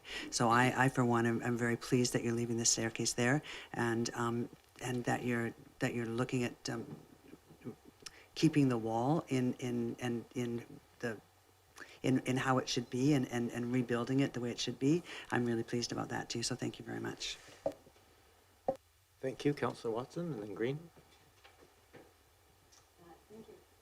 Yeah, thank you, Chair. And I think this is a really lovely proposal to maintain a beautiful character home and then add much needed housing, and wonderful to see the townhouse form being used. However, I do want to comment on the removal of the either retention or removal of the staircase, because 2 different advisory bodies had quite different views about that, and I sat as council liaison to both of them. And I think it's actually a decision that our council will need to make about that, because we do have conflicting views about the importance of that feature as part of the heritage of the home, and what it means for the addition of the townhouses. The advisory design panel, I should start with the Heritage Commission. They, as you can see from the recommendation, felt that because it was mentioned in the statement of significance, that it should be retained. However, the advisory design panel looked at it with a critical eye and said, literally, I think I'll paraphrase, a staircase to nowhere is not very helpful. Unless it has a destination, it's not really then performing any significant role with respect to the house. And if you keep it, what you do is you do compromise some space or elbow room between the property, the lots that are created, and the house that sits above them. And I have to say that my comment on listening to those 2 sets of arguments and further input we've had from our own heritage consultant, Steve Barber, who's been working with us, is that just because it appears in a statement of significance doesn't mean to say it necessarily retains its significance, and that heritage conservation requires compromises, because buildings, even before they come to us for a recommendation for preservation, have often gone through many evolutions in order to meet the needs of the occupants and the community over time. So I personally support the views of the advisory design panel in this regard. I think taking off the staircase and having an enclosed balcony does more justice to the home that remains, and gives, if we gave the direction, would give back some space to the 3 townhouse properties. There is already a plan that shows that alternative, so I presume it wouldn't mean too much extra work for the applicant to go back to Plan A. But side with the view that a staircase, just for the sake of having a staircase that really just butts into a fence, isn't doing really any favors to anybody, whereas an closed off porch and balcony might actually provide more amenity for the home. And this is only one of many features that are listed in the SOS. So I just bring that forward to my my councillors. If we'd like to have a discussion, I'm certainly prepared to make a motion to that effect, but I don't want to jump to that yet if other people have comments and questions. Sure, thank you very much. I'm going to just get other comments, and I'll allow the applicants to comment on their other. Oh, sorry. Yeah, I have Councillor Green, then Appleton. Thank you. I don't know why, but the song Stairway to Heaven is going through my head now. I'm not so concerned about those details. I am impressed with the overall plan. I appreciate you being here tonight to provide answers to questions. I think this is a wonderful use of a property that is awkward, to say the least. If you look at it from transit, it's a very unusual property, in fact. But the fact that the house can be retained and designated, and I really like the idea of the Brighton pathway being hopefully preserved as green space, because it means a lot to the people who live along that trail. So I think this is a great project, and I also agree with Councillor Watson that the townhouse format or form is terrific. So we have not seen new townhouses in Oak Bay for a very long time, so this is a first for some time. And it does provide density, which I think is good, and secondary suites as well, I believe. So thank you very much. Thank you, Councillor Green. Councillor Appleton. Well, thank you, Your Worship. I guess I would just add my voice to the others that are speaking in support of the townhouse format, the layout, and sort of I think that the townhouse format affords a creative infill strategy for a lot of lots like this around Oak Bay. So I appreciate this coming forward and the sensitive design that is associated with it. And I'll also speak to the subject of tenure as well, these being fee simple townhouses. And we would see, I think, a mixture of tenures as far as we recognize that in terms of attractiveness or in terms of what people are looking for different housing options in the community. Some people are looking for a strata option. Some people do prefer a fee simple option as well. So I would just note that, I'm appreciative of the fee simple tenure because I recognize that some folks are looking for that specifically. And so I think in terms of providing a diversity of different options, tenures also factors into that conversation. Thank you, Your Worship. Sure. Thank you, Councillor Appleton. Councillor Patterson. Yes, thank you, Mayor. And like my colleagues around the council table, I too support certainly this application that has come forward. I like the townhouse concept. I particularly appreciate that the heritage home is being preserved in place, and it is a very unusual lot. I tend to be of the same opinion as Councillor Watson, having listened to both of the design panel and the Heritage Commission. While I appreciate the heritage value of the staircase, it to me is it may provide a nod to heritage, but it is not really a functional component that carries forward with heritage. And I do appreciate the fact that the new townhouses are orientated so that their privacy, their backspace is all orientated into the center. And so from that perspective, I agree that if the staircase was removed, it would provide greater area for greenery and just helping soften the space between the heritage home itself and the new builds. So, but certainly I respect the opinion of the Heritage Commission, but I think in this case, I think that the design panel perhaps had a little keener eye to a nod to heritage and to the future. Thank you. Thank you, Councillor Patterson. Go ahead, Councillor Smart, and I'll go to the applicants again. Thank you, through Mayor. I just want to echo the comments I've heard around the table. Very thoughtful infill.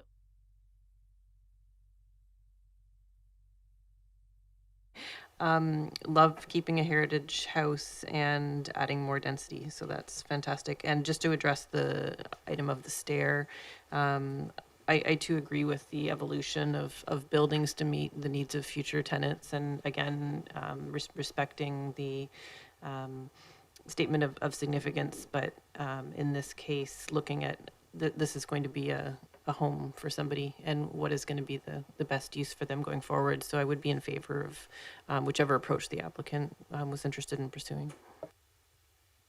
Thank you, Councillor Smart. I think it probably helpful. Yeah, you wanted to respond to one comment, but also I think it might be helpful for us to hear a preference from the applicant as to whether or not that side or that lot line and the staircase question at this point. Go ahead. So thank you for your support, everyone. We really appreciate it. We've put a lot of effort into it. So I'm glad that you seem to appreciate that. Thank you. Specifically regarding the stairs, first of all, and preference, what we have brought forward after our consultation with the advisory design panel and the heritage folks is this retaining the stairs. But indeed, our initial was removing the stairs. So we remain flexible. And I think in terms of the sort of functionality, utility, and the evolution of the design of the house, I think it's one of the things where we end. I just want to point out so that you all can, because since we live in the house, so you're all mindful. The thing that really tilted us toward retaining the stairs is that we sort of paused and focused, well then, the only egress from the house will be from the rear of the house to the grounds, okay? So while the advisory design panel points out, oh, it's kind of stairs to nowhere, well, it's a lot more convenient way to get to the front of the house than to go all the way around. So I'm picturing one of my children or potentially someday grandchildren dropping a toy over the, from the veranda, and now you have to go all the way through the house and all the way around, and maybe it's not the most convenient. So, as I said, we're flexible. There's even conceivably a third way, which would be to bump from the existing veranda a level area just a meter or so off the edge of the front veranda, and having stairs coming down sideways, like kind of parallel to the front of the house. And then you'd be able to access that part of your property, and you wouldn't have to, compromise the backyards of the townhomes. So I think that would be a really easy thing to do, and it could be done in a very attractive way. So that I think would be from a design perspective, while not actually historical to the house, but from a design perspective, very completely consistent. I don't think anybody would be too offended by it, certainly. So that's just a third possibility, and now I'm done talking. Thank you. Thank you. So at this point, we have a recommendation to move it forward as it's presented to us here. Having heard what the applicant has said, if council wishes to make changes, we can do that. The other, I guess, option is perhaps if there's something else that's suggested, maybe some other piece in there, we may want to consider, allowing for some other options and have that go back maybe to some of the advisory bodies if we think that could benefit from a second look, or we can move it forward as is. I mean, that's really up to this body. Right now, the motion is to move it forward as is. So go ahead, Councillor Green. I'm loath to get into that kind of minutiae with an application. That I don't see that as my role, frankly. I think the staircase is there. It's a heritage home. I do not want to be cherry picking the design or cherry picking what's there or isn't there. So I'm quite happy with the recommendation and the proposal as it stands. Thank you. Thank you. I mean, I'll make a suggestion here. If it goes forward at this point, if the applicant does at some point wishes to see that it's not functioning in that that with the current setup, it's always possible to come back with a heritage alteration permit and so forth on that process. But go ahead, Councillor Braithwaite. I was just going to say call the question. Okay.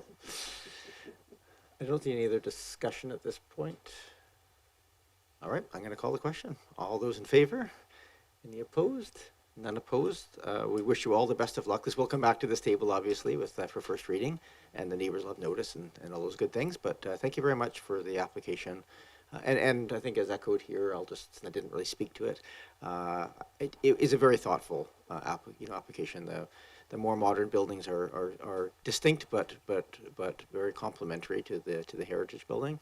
And you've thought carefully about the articulation of the natural space and the land, and it's clear in the application that a lot of thought has gone into it. So thank you very much for that. Thank you. We move forward to item 7.4, which is a more procedural piece than the last one, also not for public input. Is for 1703 Monterey Avenue. Is Mr. Green is online? Welcome, Mr. Green. Good evening, Your Worship, members of council. Yes, not quite as exciting as the last two applications, but this next item is a rezoning application to rezone a small portion of the newly consolidated lot at 1703 Monterey Avenue, which is essentially the home of the police and fire departments, as well as the firefighters park. And to rezone that property, a small portion of the property from the one family residential RS5 to the general institutional P1, which is the zoning of the rest of the site. Essentially, council endorsed a road dedication removal last November, and with that road dedication now removed and the 21 parcels consolidated into one lot, there is now, unfortunately, a portion of the RS5 zoning at the northwestern edge of the new lot, with the remainder of the lot zone P1.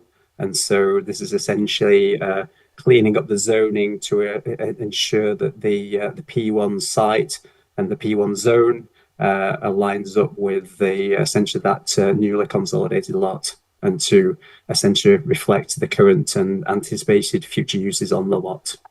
Happy to answer any questions. If council moves this forward, we would give notice of the application to all properties within 50 metres of the subject property, as well as place 2 adverts in the paper, and then the bylaw would come back for council's consideration. Happy to answer any questions that council may have. Thank you very much, Mr. Green. Are there any questions? Councillor Green? If there are no questions or comments, I'm prepared to move the staff recommendation. You can, yep, absolutely. Moved and seconded. Any other discussion on this? Looks like things move along quickly. All right, all those in favor? Any opposed? None opposed. That Move carries. receipt. The report received. Sure. Moved and seconded. And all those in favor? Any opposed? None opposed. Thank you. That concludes the section 7. Moving on to section 8. These sections are available for public input. We have just a few items on here. First one is probably the most straightforward of the 3, which is a covenant amendment application at 607 Island Road. I believe we have Mr. Muller here, a planning technician. Yeah, thank you, Mayor. Can everybody hear me correctly? We can. Welcome, Mr. Muller. Great, thank you. The district has received a covenant amendment application for the property located at 607 Island Road. The application is to construct a 290 square foot addition to the existing garage for the use of a workshop, studio, and utility room. The property is located within the property is lot 6 within a 10-lot bare land strata located in South Oak Bay. The subdivision was registered in 1985, and it's with a Section 219 covenant placed on the land. Excuse me. Including a building restrictions such as setbacks and character controls. The proposed renovation includes, as I mentioned, in addition to the existing garage, it's set back from the property line to the north side of the property, 5 meters. The current construction would the current setback is 5 meters on the covenant. The addition, the applicant is requesting a setback of 3 meters, which is in compliance with the current R2 zoning. The addition also matches the current existing house materials, colors, and roof slope, excuse me, and overhang. If the district is to approve this application, it would the applicant would take away the covenant would draft a covenant amendment and then return it back to staff for signature by the mayor and the CAO or anybody else listed within the covenant. And if there's any questions, Russ Collins from Zebra Design is in the, I believe, online in the Zoom room. Thank you.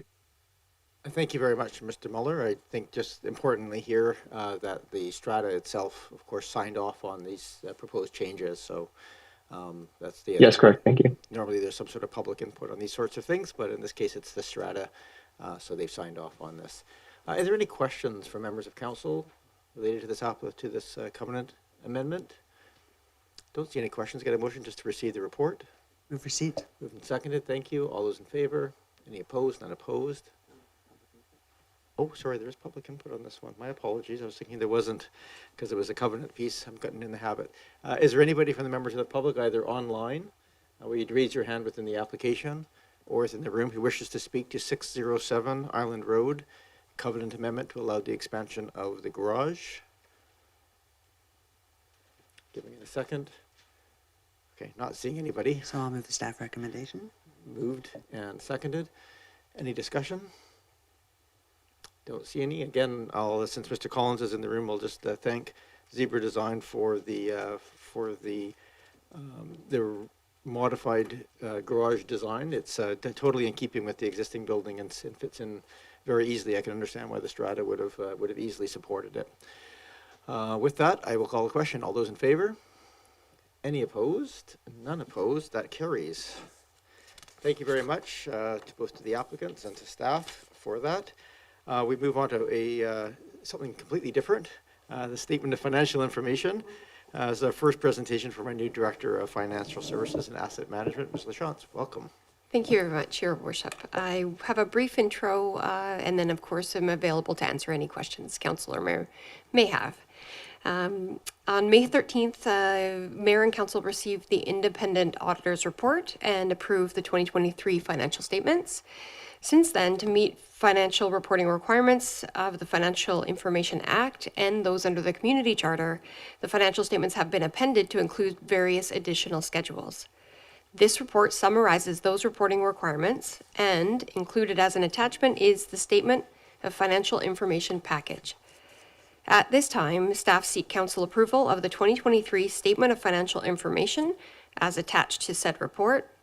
Upon approval, this reporting package will be made available to the public online and be kept on hand in City Hall before June 30th. And as is the case each year, the Statement of Financial Information will also be included in the annual report, which will be received by council before June 29th. Recommendation is that the report titled 2023 Statement of Financial Information, authored by myself, dated June 10th, be received, and that council consider the following staff recommendations: that the 2023 Statement of Financial Information be approved. Happy to answer any questions. Thank you very much for that clear but brief introduction. If anybody ever hears reference to SOFI reports, this is what this is, a Statement of Financial Information. We often just fall back to the acronym, so it's always good to remind us what that is. Are there any questions? Go ahead, Councillor Patterson. Yes, thank you, Mayor, and thank you to our Director of Finances for the report. Just a brief note on the investments. I noticed that about 77% are with the MFA and 22% are in term deposit. Is that a consistent policy that you will be using going forward for this year? I'll need a little more time to take a look at that as I get settled, but a great question. Absolutely, that's top of mind as we look forward to our 5-year capital investment, our capital plan, and timing those cash flows would drive our investment placement, as well as the type of investment. Thank you, Councillor Patterson. Are there any other questions from members of council? Go ahead, Councillor Watson. Yes, thank you. Just a sort of information question in the background. How does this report relate to the information that you are required annually to file with the Ministry of Municipal Affairs? Is it extracted from this, or is it a separate report again? Also, very good question. We do file additional financial information before May 15th. That's a subset of information. And this information is purely that our financial statements, as well as the additional schedules, will be kept on hand. So not filed, but upon request would be required to be produced. Yeah. Thank you very much. Don't see questions. Go ahead, Councillor Smart, and then it just opens up to the public as well. If anybody online or in person wishes to address council on the Sophie report, this is the opportunity. Go ahead, Councillor Smart. Oh, thank you. Through you, Mayor. Just a question. Just wanted to touch on the Growing Communities Fund.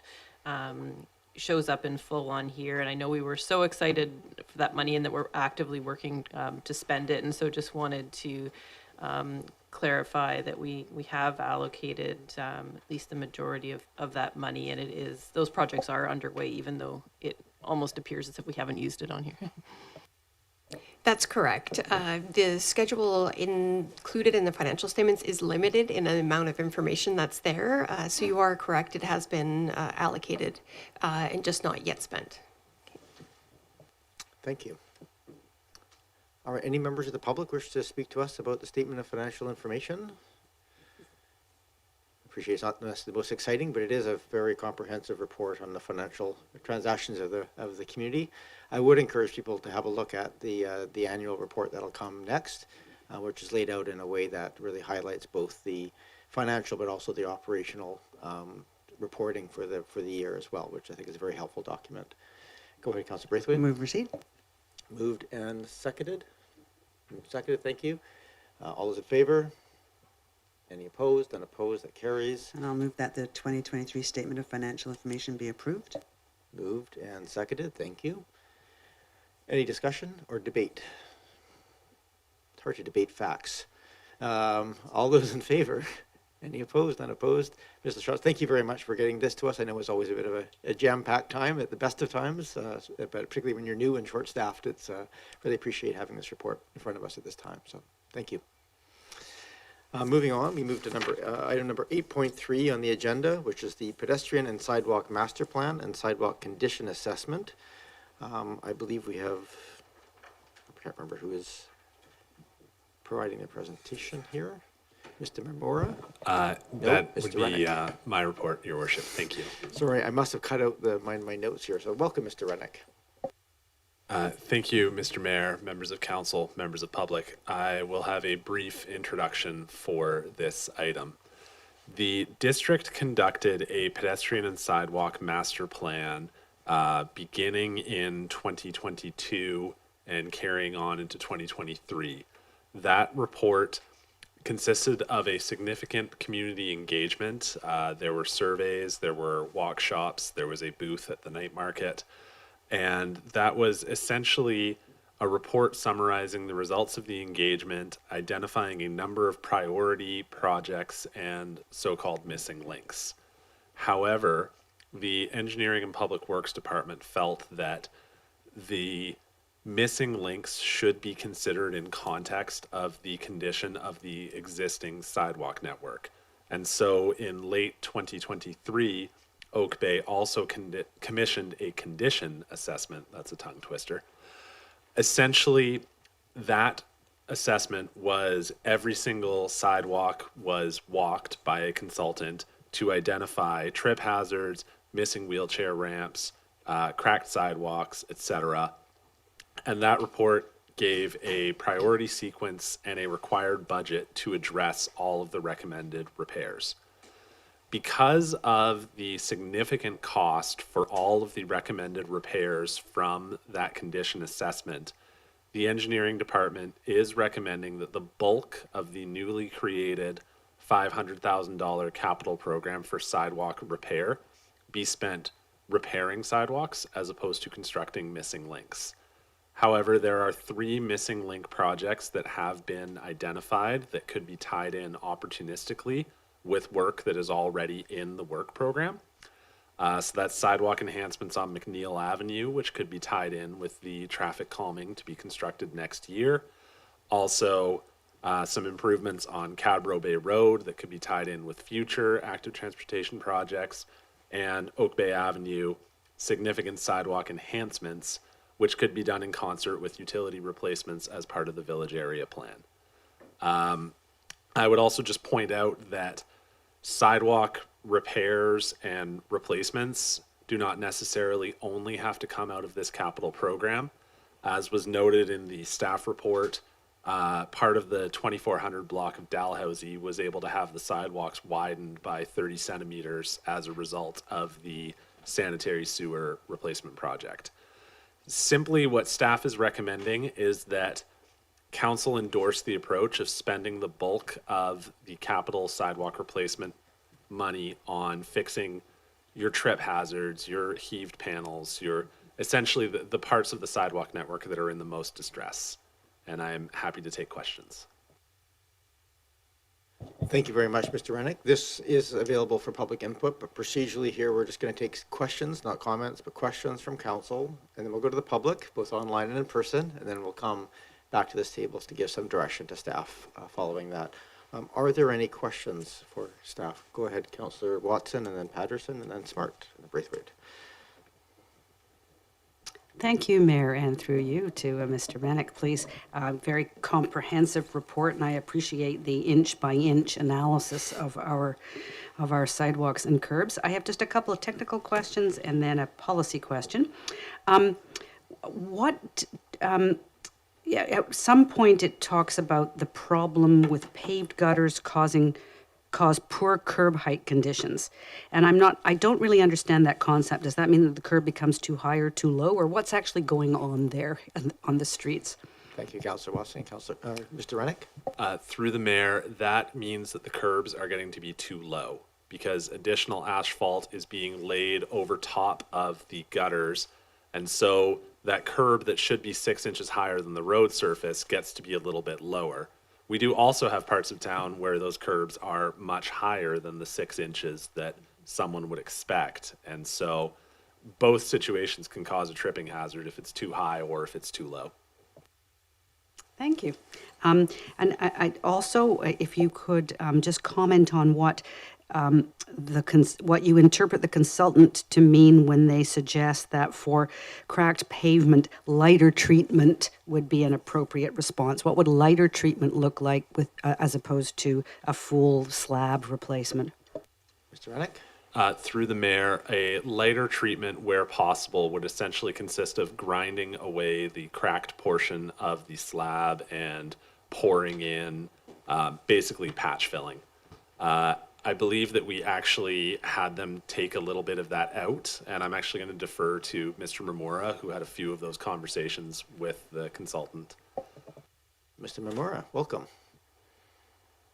Yeah, through you, Mayor. The maintenance activities that we had stated in the report, some of them we had taken out because our public works crews don't do all the types of recommendations or the maintenance activities that the consultant had identified, such as mud jacking. So we kept it more simplified with respect to just grinding and not including those other maintenance activities. So either grinding or doing the full slab replacement. Thank you.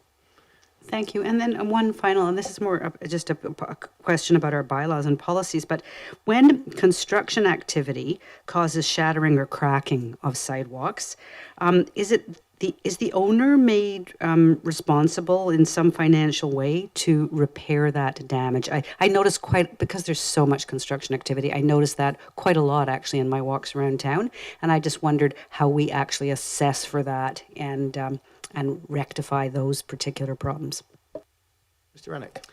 Through the mayor, the district's building and plumbing bylaw requires building permit applicants to put up a deposit for damage that is caused to public property as a course of construction so that damages that they cause can be made good. This also applies to house moves. Those large vehicles moving the houses can also cause a good deal of damage to public property. So we do have a process for recovering. And so, just to follow up on that, then, so we recover, does it just go into a fund, or do we recover and apply the funds directly to the damage caused at the site? Mr. Rennick? Through the mayor, that's not a detail that I have at my fingertips, unfortunately. Councilor Watson? That is everything. Thank you very much for your report. Thank you. My order of speakers right now is Patterson, then Smart, Braithwaite, then Appleton. Go ahead, Councilor Patterson. Yes, thank you, Mayor, and through to Mr. Rennick. Thank you for the report.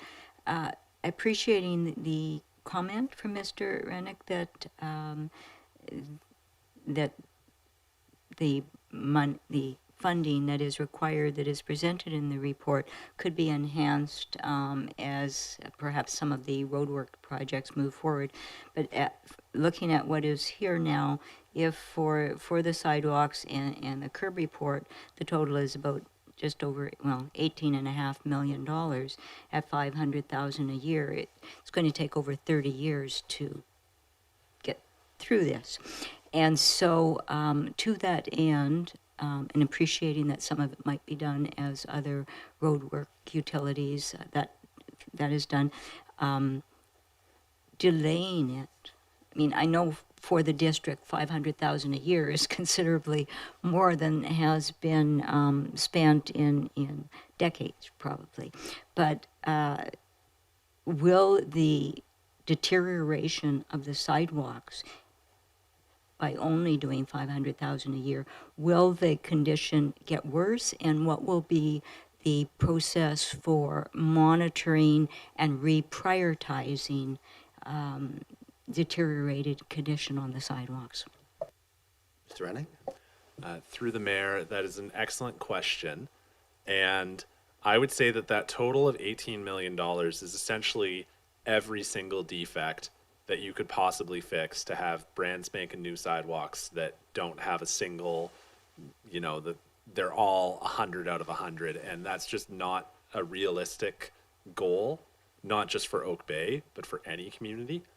I would say that prudent asset management would be, as you noted, that council directs what is an appropriate level of spending, that engineering and public works delivers on that level of spending, and that we periodically redo these assessments.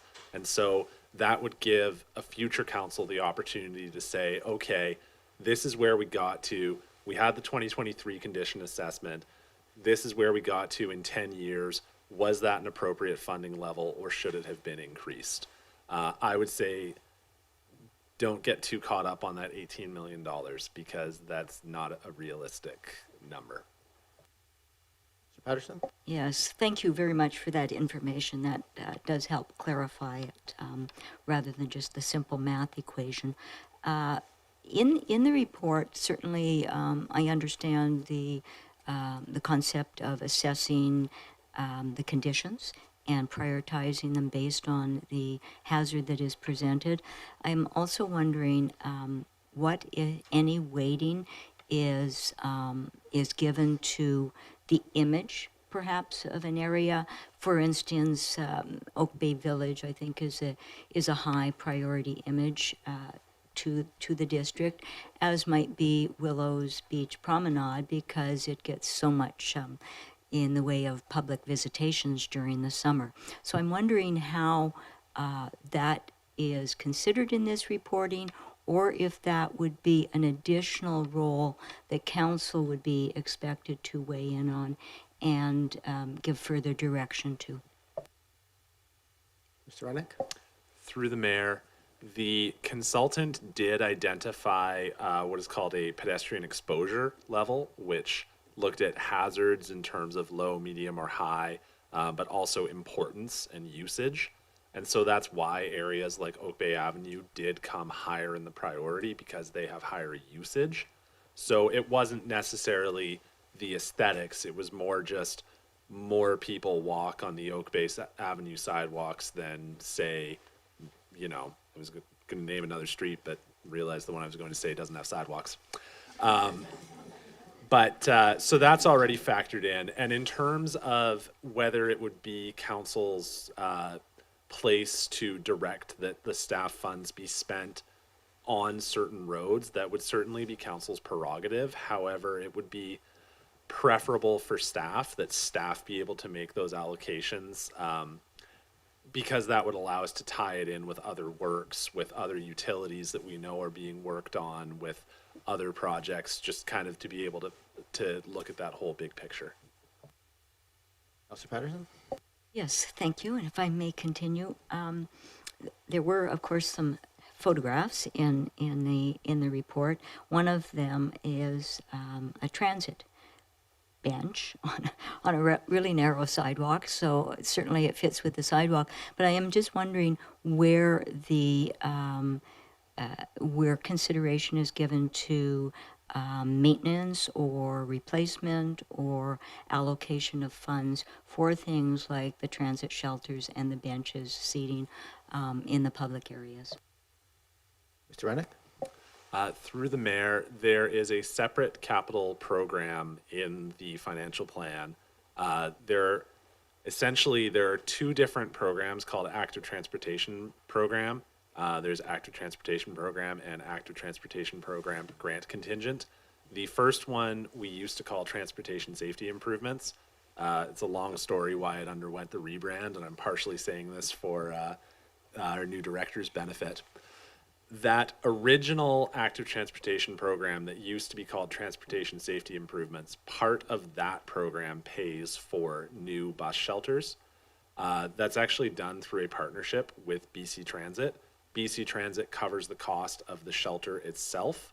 Oak Bay covers the cost of the concrete work, removing the old shelter, so it's a little bit of a partnership. So that would not be out of this budget, but it is something that we do as part of the core program. We do replace 1 to 2 bus shelters every year in Oak Bay. Councillor Patterson? Yes, thank you. Helpful information to know how it all will piece together but when we decide on the plans to move forward. The last item, I think, probably is more for perhaps our Chief Administrative Officer, but I'm just wondering if the district has a standardized incident reporting form, so that if there are incidents that take place, particularly because of sidewalk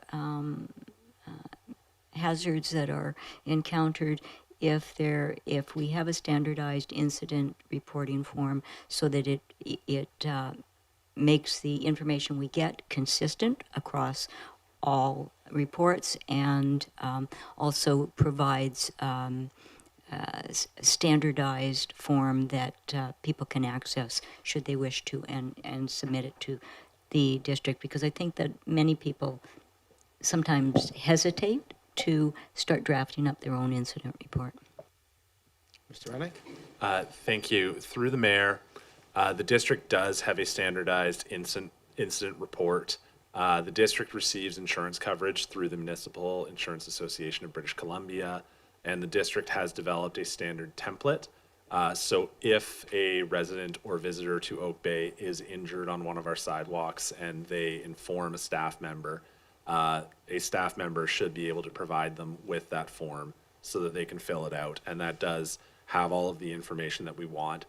When it's specifically a sidewalk trip and fall, part of our policy in engineering and public works when we receive these is then to go out and take photos with measurements, so that we can see was the gap between two panels greater or less than 1 inch, for example. And that's just something that we found in past experience that's very helpful to have as much information as possible. So between the standardized form, which makes it easier for an injured person to make the claim, and then the policies on the back end that make it easier for us to gather all of the information that we need, that is something that we do have.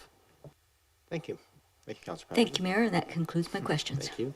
I have Councillor Smart, then Braithwaite, then Appleton. Yeah, thank you. Through you, Mayor, to Mr. Rennick, really appreciate that despite the gloomy news, there was a little bit of a silver lining in weaving some new projects in there, so appreciate finding that balance. My question is with regards to those 3 projects. When I looked at them, of course, I was optimistically wanting to see that Oak Bay Avenue project come sooner, just knowing how challenging the village is to navigate for so many of our residents, particularly our seniors. And so my question for you is with regards to project number 2, Cadborough Bay Road. Can you tell me a little bit more about the before and after of what is expected to be achieved with that project, so I can be sort of as excited about that one? Mr. Rennick?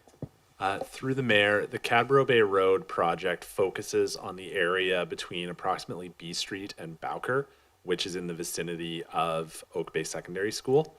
Comments that came up in the survey and on the walk shop is that the sidewalks are narrow, there aren't as many crossing opportunities as people would like. There's a little bit of confusion with the bike lanes. Some of the rights of way could be better assigned. And so that Cadborough Bay project is essentially looking at ways to, can we widen the sidewalks? Can we provide more crossing opportunities? Can we make it clearer for everyone what is the pedestrian realm versus what is the vehicle realm? Thank you. Councilor Smart? Thank you. That was very informative. Thank you. My next question is just with regards to creative solutions for involving grants in some of this work, and I'm sure staff is all over thinking about how this might happen. But I'm unfamiliar with active transportation grants. Obviously, when stuff is maintenance versus new projects, I wondered if you could comment at all on if there's strategies that staff is thinking about to possibly, when they're doing sidewalk replacement, grab as many grants as possible to get through this work. Mr. Rennick? Through the mayor, staff is always on the lookout for different grant opportunities. As the councillor notes, they are primarily, the ones that we go after are usually for new infrastructure. But that being said, there's always the opportunity to get creative.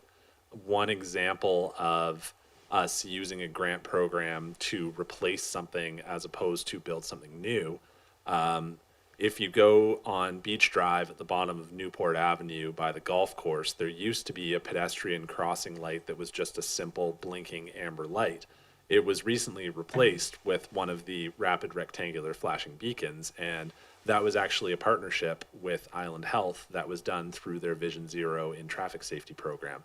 And so that was an example where we were able to make the argument that the existing blinking amber light is not as safe as the rapid flashing beacon, and therefore we were able to access some funds through that grant program. So we know about that program. We know about the provincial program for active transportation infrastructure. There's also funding available through ICBC, through the road improvement program. And so staff will continue to keep our eye out for new grants and try and get as much of it as we possibly can. Thank you. Councillor Smart, anything else? Yeah, thank you. Just a few more questions. I'll try to get them to him quickly. Through you, Mayor, to Mr. Rennick. With regards to the amount of areas in Oak Bay where we have a sidewalk that ends up being at times just 2 feet or even narrower than 2 feet due to hydro pulls and various other obstacles, I'm wondering, seeing, how little we're going to be able to tackle new projects beyond repair in the next 5 years, has staff given any initial thought to pop-up projects that would allow for temporary sidewalk widening, just to allow for our residents with mobility devices and strollers to navigate our streets more safely? Mr. Rennick? Through the mayor, we have done a little bit of that in the past. Of course, some of that was instituted by the Emergency Operations Center as a result of the COVID-19 pandemic. We all recall the bollards that were on Oak Bay Avenue. There is still a quote-unquote pop-up curb bulge right outside of Municipal Hall at the crossing at Wilmot. And so I certainly think that it's something that we could look into, doing some of these little pop-ups, a little bit here, a little bit there.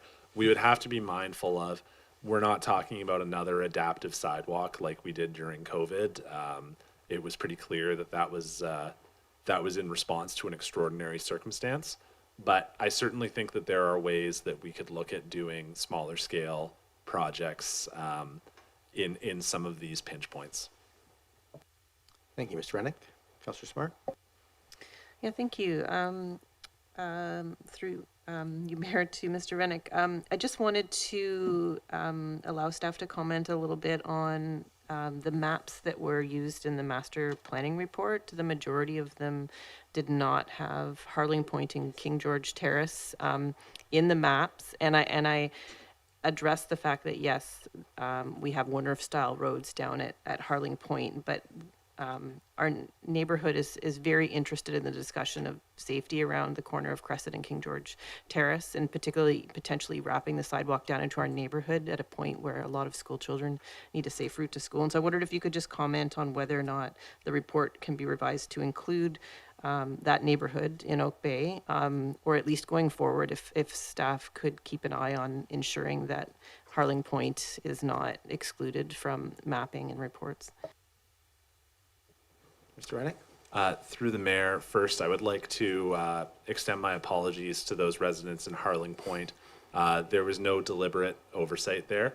The District of Oak Bay is an awkward shape to fit on a page, and it does occasionally get cut off from maps. As the councillor notes, there are sidewalks on Crescent and on King George Terrace, but not in the Harling Point area itself. It is my intention to request that the consultant give us a revised version of this report that addresses that area was cut off in those maps. I can say that the consultant doing the sidewalk condition assessment was provided with the full, it's called a shapefile, of all Oak Bay sidewalks. So they did assess the condition of the sidewalk on King George Terrace and on Crescent. Unfortunately, it got cut off from the maps. So I do apologize for that, and that will be corrected. Thank you, Mr. Rennick. Councillor Smart? I think you just one last thing, and thank you for your patience. Through you, Mayor, to Mr. Rennick, I just wanted to say an appreciation for having a lens of the schools on the maps and the ability to have a safe route to school, and prioritizing that in when we move forward looking at our sidewalk master plan. And I just wanted to request going forward to make sure that we're including both private schools and French immersion schools in that, if we are going to be looking at that lens of schools, just to make sure that we're truly capturing safe routes to schools as we move forward and have good, safe transportation options. Thank you, Councillor Smart. Councillor Rennick? Or Mr. Rennick? Not today, Mr. Mayor. Through the mayor, that is also a fair comment that will be passed on to the consultant, that there's a figure in the report showing the distribution of conceptual designs across Oak Bay, and the only schools that are highlighted on it are the 3 schools that are within Oak Bay's boundaries, and the 3 public schools. And I agree that it's an oversight that SMU and GNS are left off of it, as are Lansdowne and Margaret Jenkins, which many Oak Bay families, certainly their kids go to those schools too. So when we request the revisions to the report to include Harling, we will also ask that logos be added for those schools. Thank you. Thank you, Councillor Smart. I have Councillor Braithwaite, then Appleton, and then Green. Thanks so much. And through you, Mayor, one of my questions was around the grants, so that was already asked and answered. But just to kind of go on that a little bit, I noticed in the report it talked about hiring a pedestrian network coordinator, and I'm wondering if it might be a position that could be funded through grants, if possible. Mr. Rennick? To be honest, through the mayor, that is not something I can comment on at this time, just because every grant program has different rules, and some of them don't allow you to pay for staff time directly and can only have you spend it on third-party contractors. But it's hard to give a definitive response to that. Thank you, understood. And then also you talked about utilizing the $500,000 that we have in the budget. And my question would be, if we were able to, say, wave our magic wand and increase that to $1 million, would Public Works and Engineering be able to take on that work, or would that be outside of the scope of what we would actually be able to do in-house? Mr. Rennick? Through the mayor, our recommendation was that a considerable amount of that $500,000 be spent adding additional capability to Public Works through adding new members to the crew. you do reach a tipping point where we only have so much space down at the yard to park additional vehicles and can only take on so many additional employees per year. Whether that tipping point is $1 million, I would need to do a little bit more analysis work to be able to tell you where that is. Thank you. And then when I was reading the report and I came across the fact that we had 164 missing ramps, I'm like, oh my goodness. And then where are those ramps? And then I kept on reading through the huge amount of information and I found the list of where the ramps are. And I'm wondering the ramps to me are an integral part of our system, and how in the plan that you have moving forward right now, I'm not sure if I saw a number of ramps that you're looking at replacing for the next year or two, and I wonder if you could just touch on that. Mr. Reddick? Through the mayor, we do not currently have identified the number of ramps that we will be doing. Over the past few years, we have actually done a number of ramp conversions, so I suspect that if we had done that count 2 years ago, the number would have been worse. I do agree. Personally, pushing a stroller around Oak Bay, I've noticed that there are quite a few ramps that, at least with a stroller, you can pick it up. For a wheelchair user or other mobility device user, is a much larger challenge there. You know, I'm thinking of areas like Victoria Avenue around Lafayette or, you know, just as an example. So that's something that we will look closely at, what portion of that money is spent on adding ramps and on repairing deficient ramps. And if I may, just to go along with that, when we do the work on McNeil, I'm assuming that because we're going to be doing work there, that we would actually put ramps in on McNeil. Would that be a correct assumption? Mr. Reddick? Through the mayor, that is a correct assumption. Thank you. And then you did talk about incidents and having an incident report. And if someone does have an incident on our sidewalks or roads, do we move that location up? I know you said that staff will go out and measure, et cetera, et cetera. And if they find that it is a problem area, does that area where the incident was get moved up on the list of being fixed? Mr. Reddick?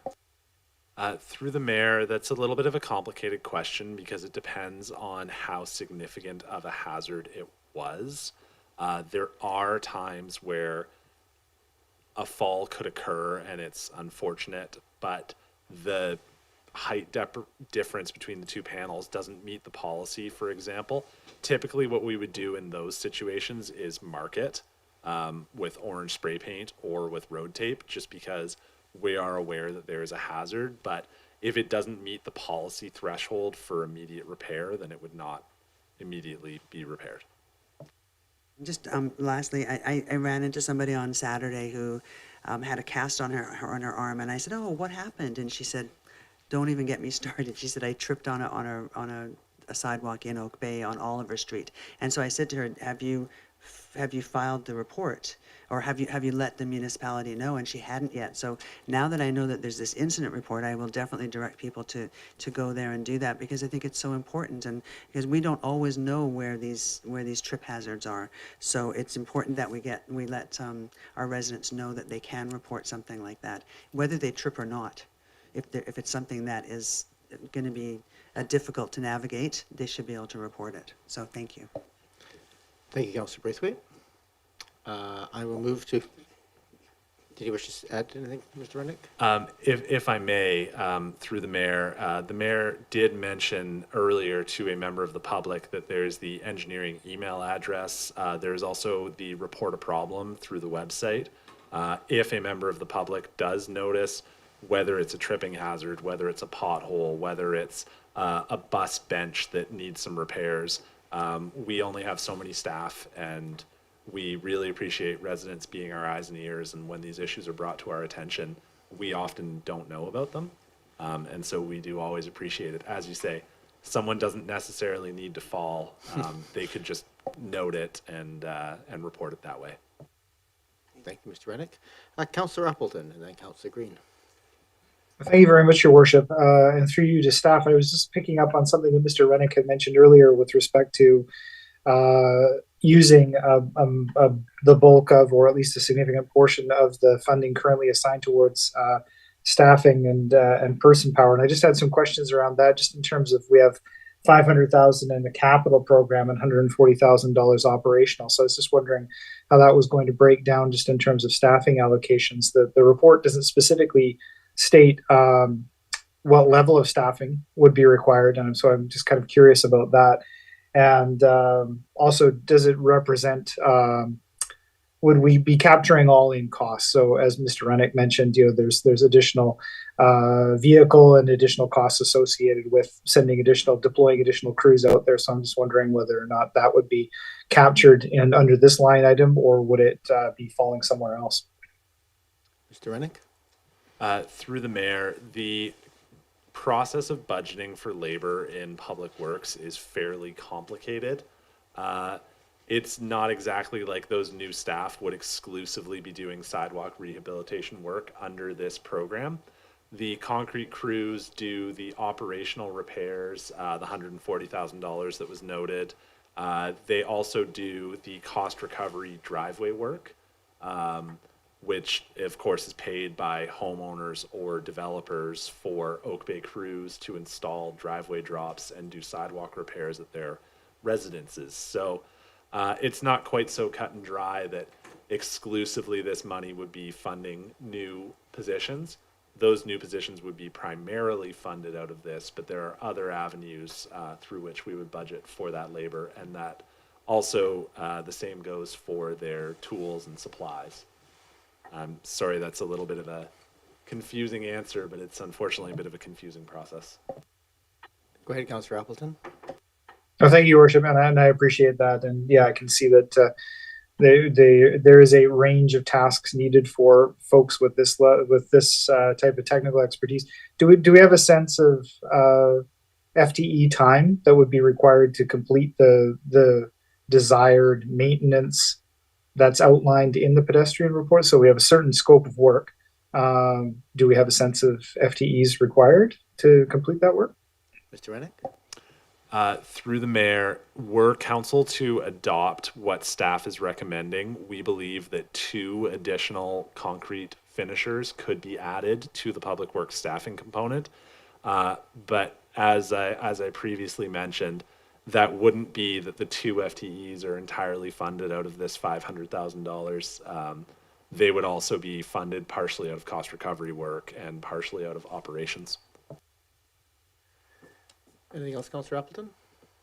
Yeah, thank you, Your Worship. I appreciate that information. I'm just, again, this is a difficult question, but I figure a question possibly to answer, but I figure I'll just lay it out there. In any case, this is certainly obviously a project and work that is primarily focused on sort of expert staff completing, and so there's a significant workforce component here. Just wondering whether or not there's even a ballpark estimate of how your average sidewalk repair process breaks down, just as far as materials versus workforce. I'm assuming that it's primarily workforce consideration, but materials, as we've seen under a number of different projects, are also going up significantly. So I'm not sure whether that's something that's easy to answer, but I figured I would ask. Mr. Rennick?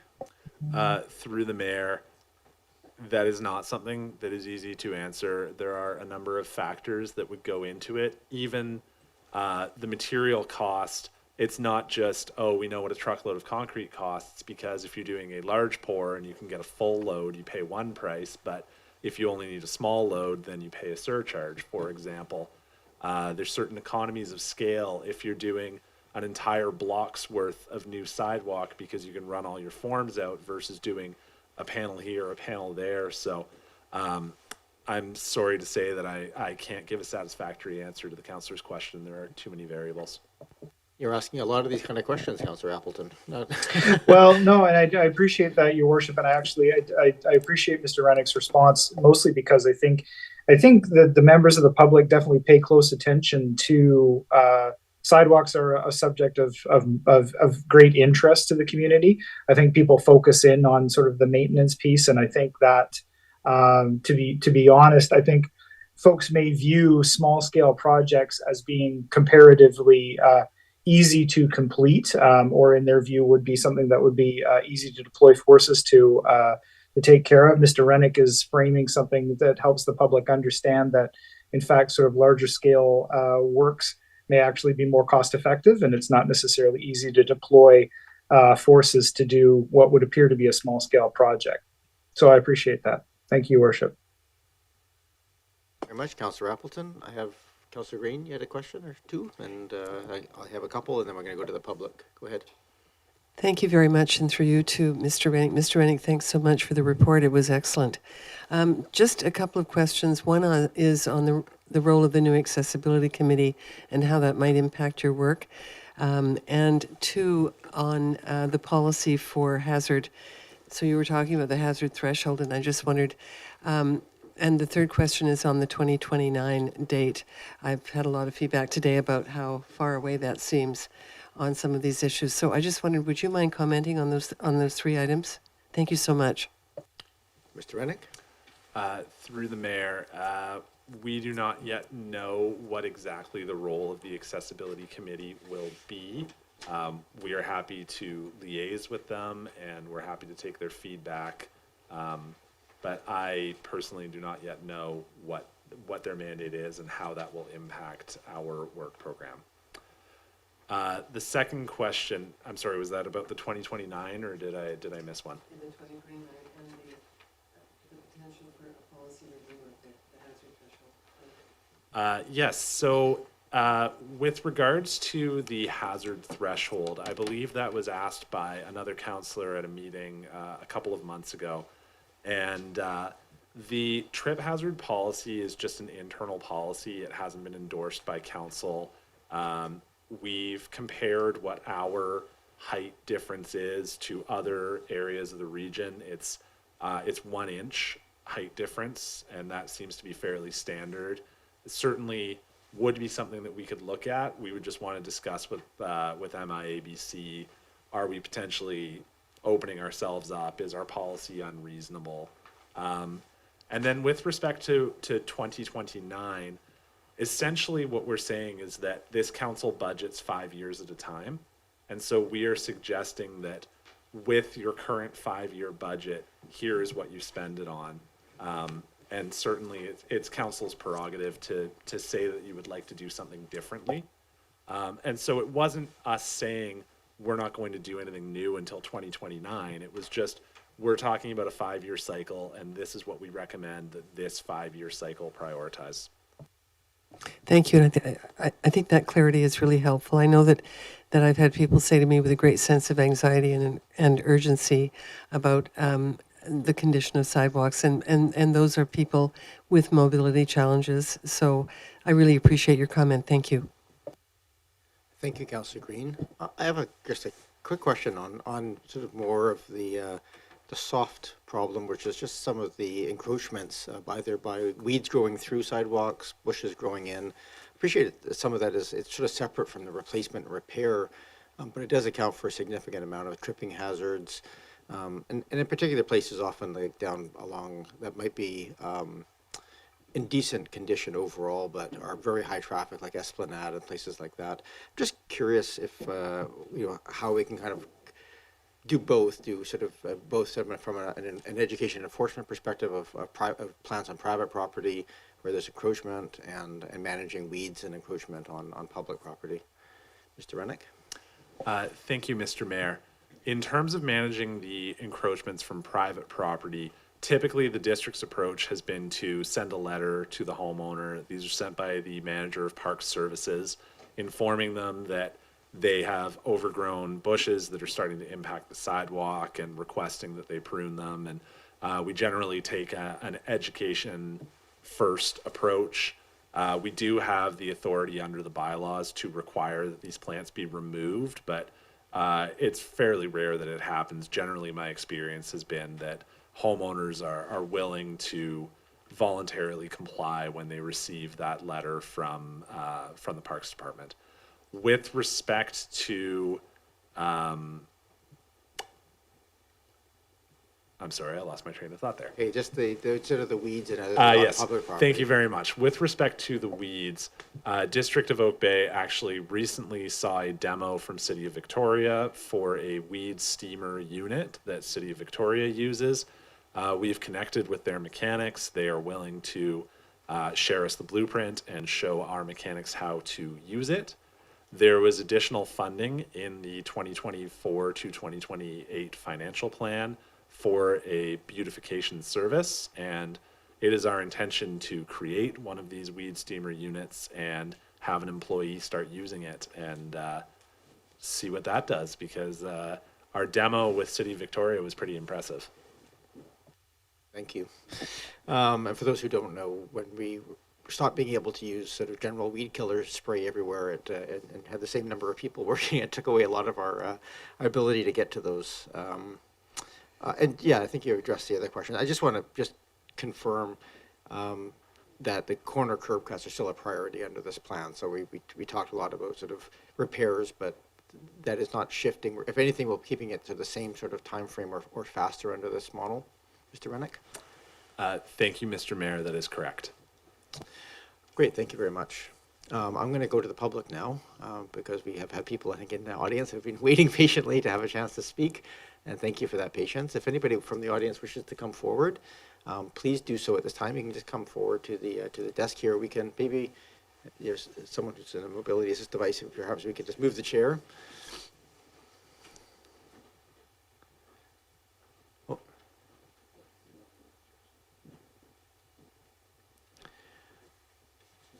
So in the public participation process,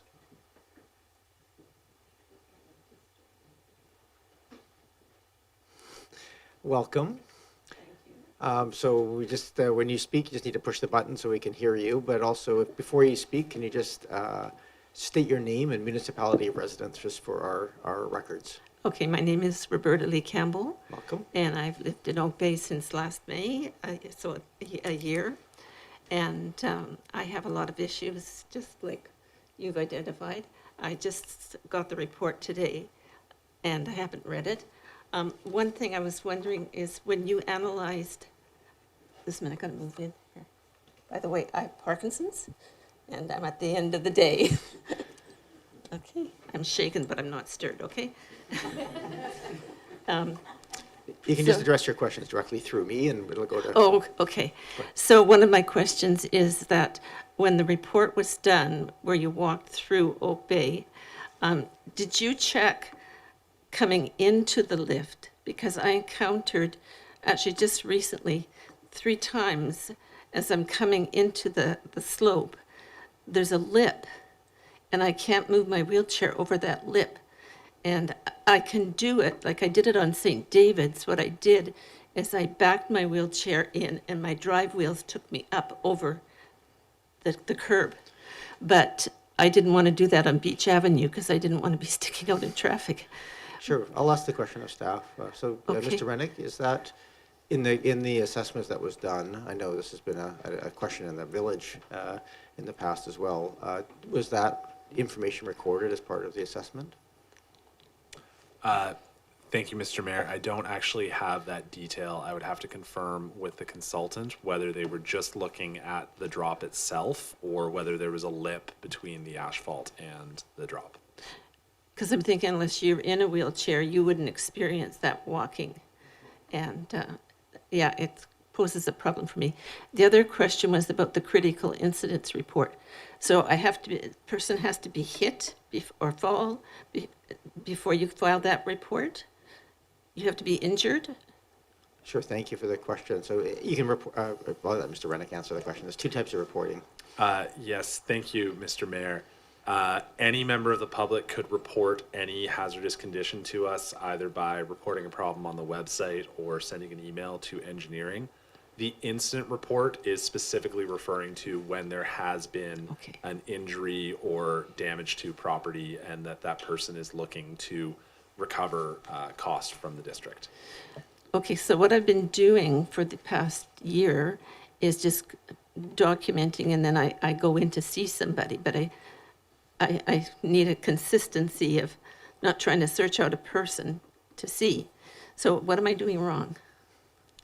Thank you, Ms. Campbell. It's just, I think probably the email address is probably the simplest, Mr. Rennick. Yes, thank you, Mayor. That person is often me.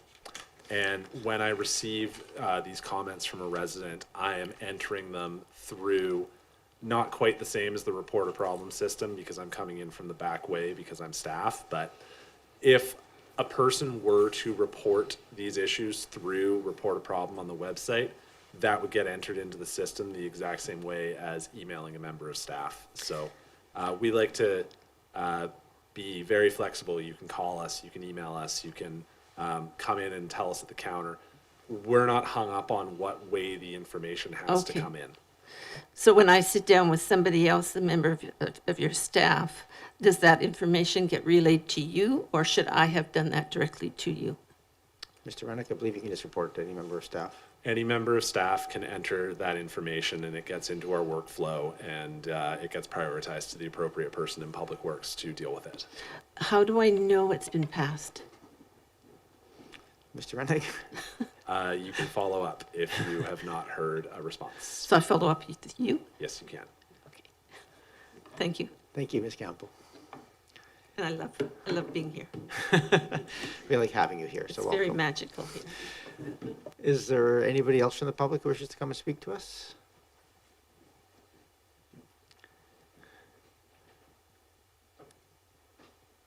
Please come forward and here we go.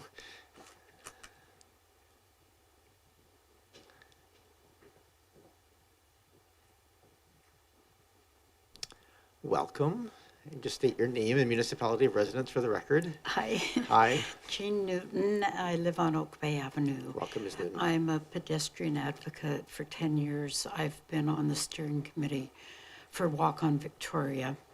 And it's a real eye-opener to approach looking at sidewalks and risks and barriers to pedestrian safety from the perspective of doing walk assessments in the community.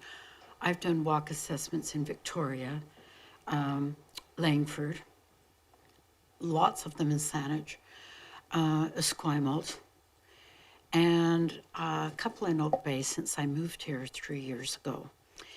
And there's a few things. First, I'm very happy to hear that a lot of the funding that is available will be going to repairs rather than to new construction, which I understand is also very much necessary, but there's such a big need for repairs. I think repairs are a priority on Oak Bay Avenue, and I'm not sure that the consultants actually captured. I went to everything that the consultants offered that was offered to the public. I went on walks. I'm not sure they actually captured the experience of the many, many older people in this community who don't go online, who don't even use computers, who try to navigate sidewalks, who live independently, and who the risk of falling is equivalent to the risk of losing their independence. So they're very reluctant to sometimes go out if it's raining, or they want to go to Oak Bay Monterey Center, but they won't go. And if you go out on the street and you just stand there in front of Municipal Hall, I would recommend going between 9 a.m. and 3 p.m. because a lot of older people don't go out later in the day. And just ask the people you see with walkers and wheelchairs and scooters and canes if they're having any trouble and if there's any point on those sidewalks that they feel they are at risk. And you will get hundreds of reports. And people do not record the incidents when they fall. I called and contacted the municipality when a man fell, very capable man, and I think most of you have heard the story, but he's 93 years old.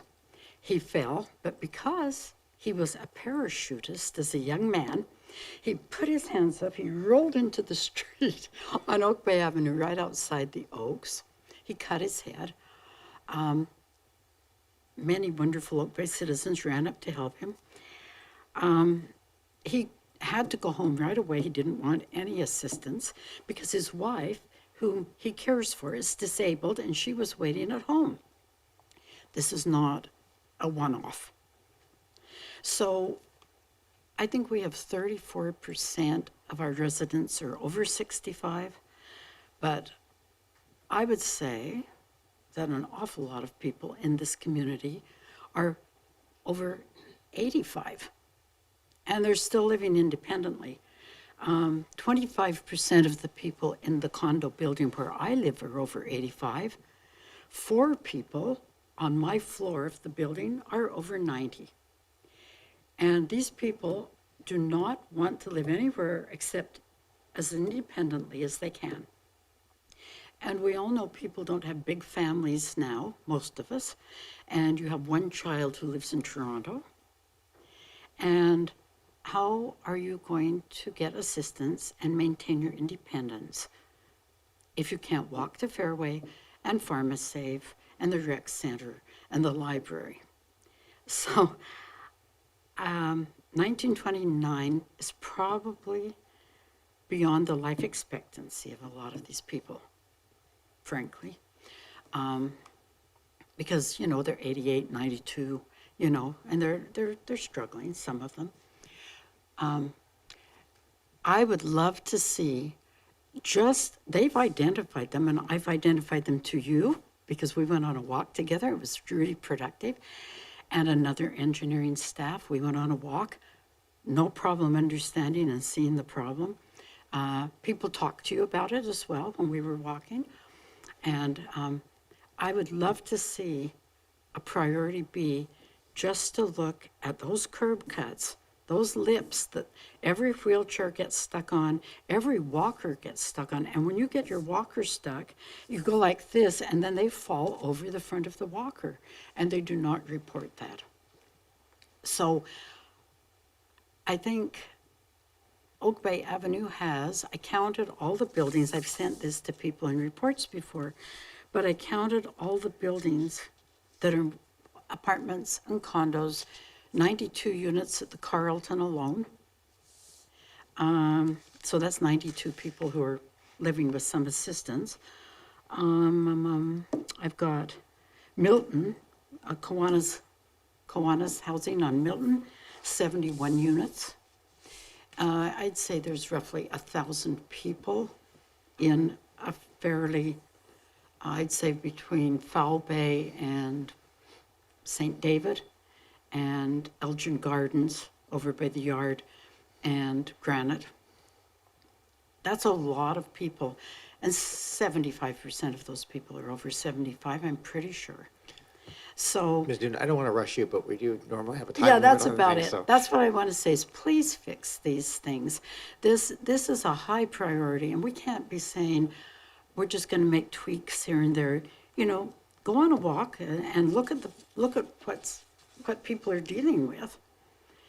And remember that these people are productive people. They're able to live alone, but they're frail, and they need to be able to get out. When you apply for grants, I think health grants are very important from the health ministry, because if these people go into long-term care and assisted living, which is already no beds, it's just that many more people that cost the system that much more money.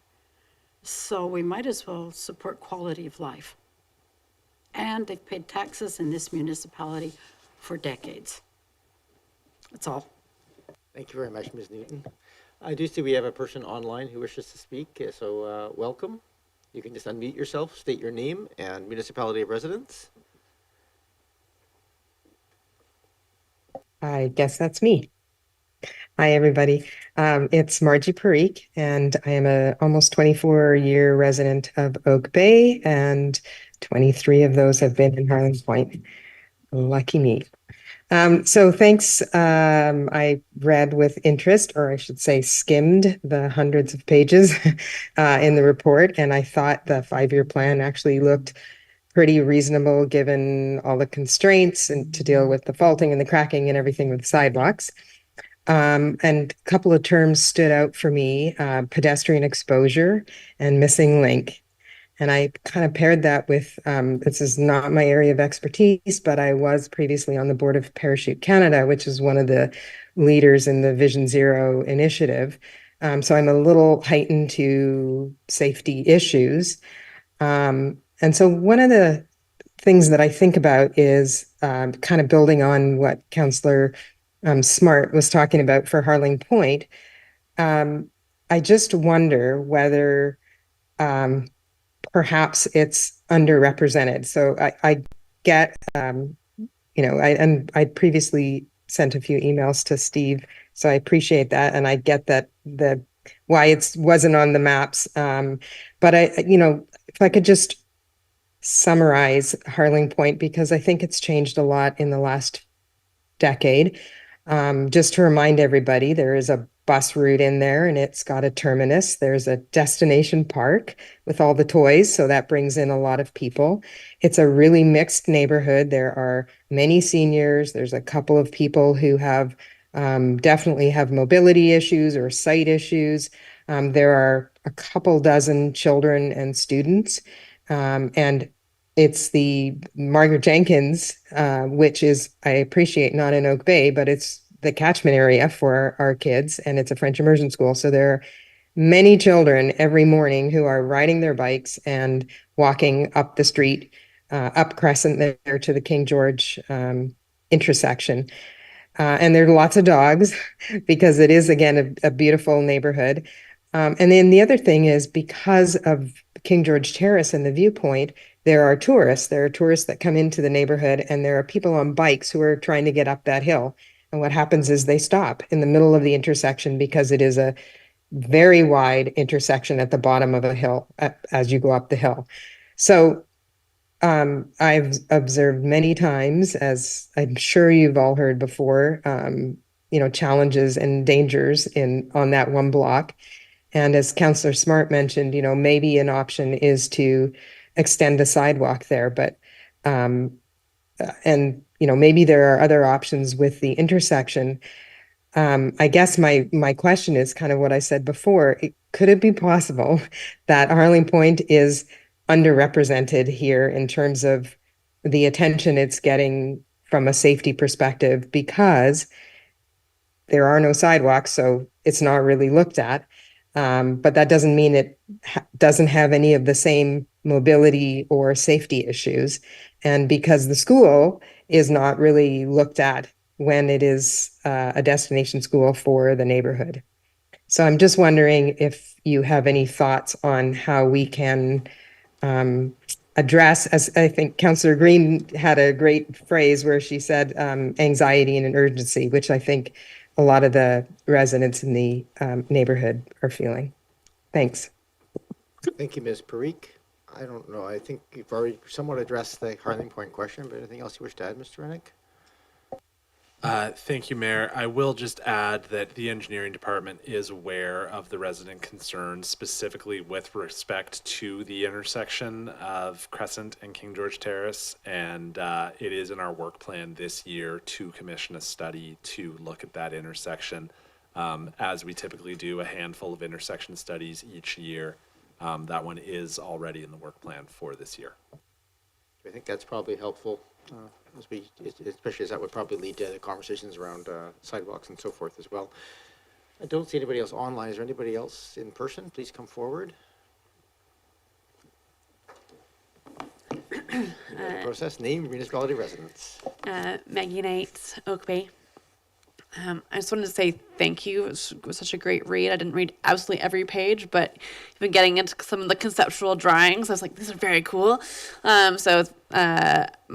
feel like it was something we've been asking a lot about. When will it come? And I felt like my expectations were not disappointed and when I got to nerdily read through it. So thank you very much.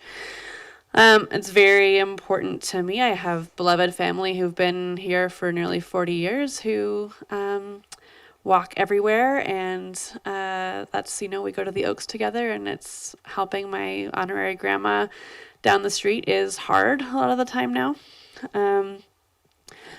I did also wonder, I'm often here with a kind of family cargo biking hat on, and I was wondering if when you're looking at bike parking in the avenue, if one of the factors in that now is recognizing that we're causing problems by having these large bikes that are great in reducing emissions and all of those things, but they're clunkier, and I'm often trying to find parking and worrying that I'm cutting off accessibility if there isn't enough space. So I'm wondering if that's something that's on the radar, and I'm also wondering if it's if there's any bylaw that says that I can't park my cargo bike like in a parking spot if there's no available bike parking that wouldn't make the sidewalk too narrow for somebody using a wheelchair to get past me. I don't know the answer to that, and I would love to know. I feel like I've definitely been given stink eye by folks for parking in the like little gap between the parked cars and the curb outside Hide and Seek, which is a nice place to shove your bike when there's no parking on the sidewalk there and no curb cuts to get up anyway. So that question, and then I think the last piece I had was just. I know later we're talking about active transportation strategy implementation. The area around Willows School, I know there are a lot of concerns about sort of traffic speed and safety there. And so I guess I would say, given that it wasn't one of the ones that was selected as a missing link project on the sidewalk end of things, it sort of felt to me like it's leaving sort of a heavy lift on traffic calming, whatever that might look like for the area. And so I don't know if that may come up as we look at the sort of neighborhood bikeway potential down the road when we get into the design phase. Thank you. I'm going to turn some of those into questions for Mr. Rennick. Do we, as we are looking at adding some additional bike parking around, does that look at the impact on pedestrian,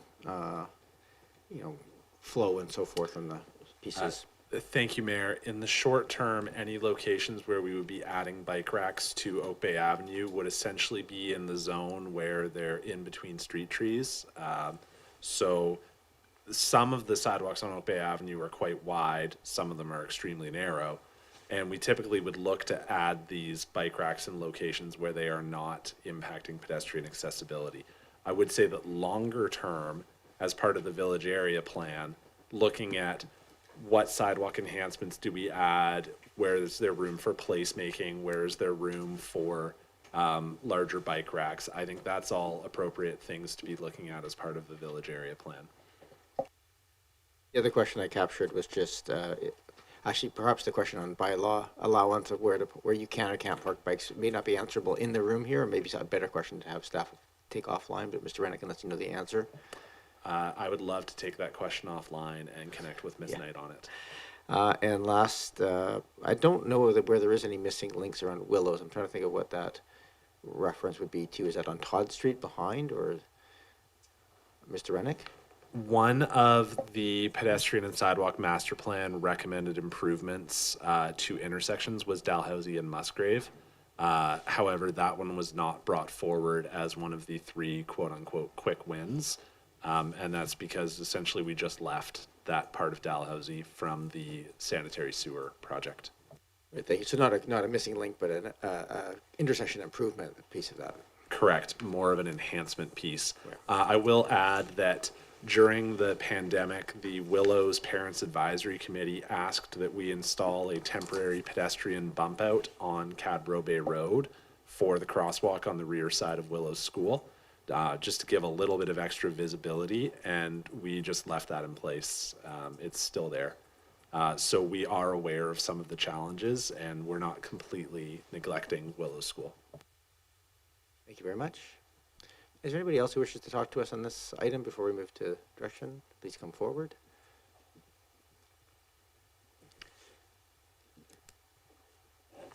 Hi, my name is Tom Newton. I live on Oak Bay Avenue, and I am also, like my partner, a member of Walk On Victoria, but also active on Oak Bay Avenue. And I just want to reiterate the thing that could make the most difference to a lot of people on Oak Bay Avenue is grinding the curb cuts.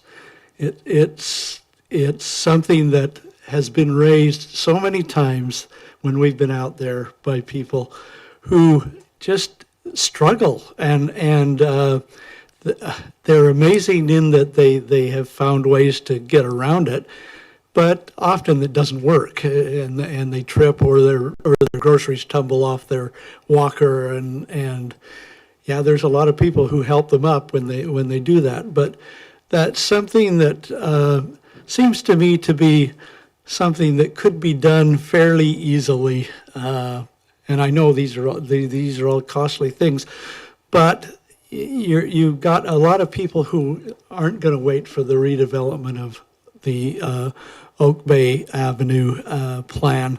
So in the short term, the grinding of the curb cuts would help a lot of people. Thanks. Thank you very much, Mr. Newton. Anybody else wish to speak to us on this item? I don't see anybody online or in person, so back to this table. We have a report in front of us. Perhaps we can get a motion to receive, and then we can get to discussion. Move receipt. Moved and seconded, thank you. I'm going to call the question on just the receipt of that report. All those in favor? Any opposed? None opposed? And then we look for, there's a couple of recommendations here in terms of whether both to endorse or not, and then or to make changes, and then the prioritization piece. I'll move the staff recommendation. So that's endorsement and prioritization of repairs. Is there a seconder? Moved and seconded, thank you. Go ahead, Councillor Braithwaite. Just a question, as the last speaker has brought up about the grinding the curb cuts, and I just wonder what is entailed in grinding a curb cut, and is it an easy process, or an expensive process, a quick process? Sure, thank you. I think I'll maybe just, as a general sort of question, Mr. Rennick. Through the mayor, I've been answering a lot of questions tonight with it depends. It depends on how high of a lip are we talking about, because concrete slabs are thick. You can grind them down. And so if we're only talking about an inch, maybe you can shave that down. But a lot of these wheelchair drops have been shaved down so much that you can almost see the dirt sticking up through them. That becomes a little bit more involved, because really those panels ought to be ripped out and replaced.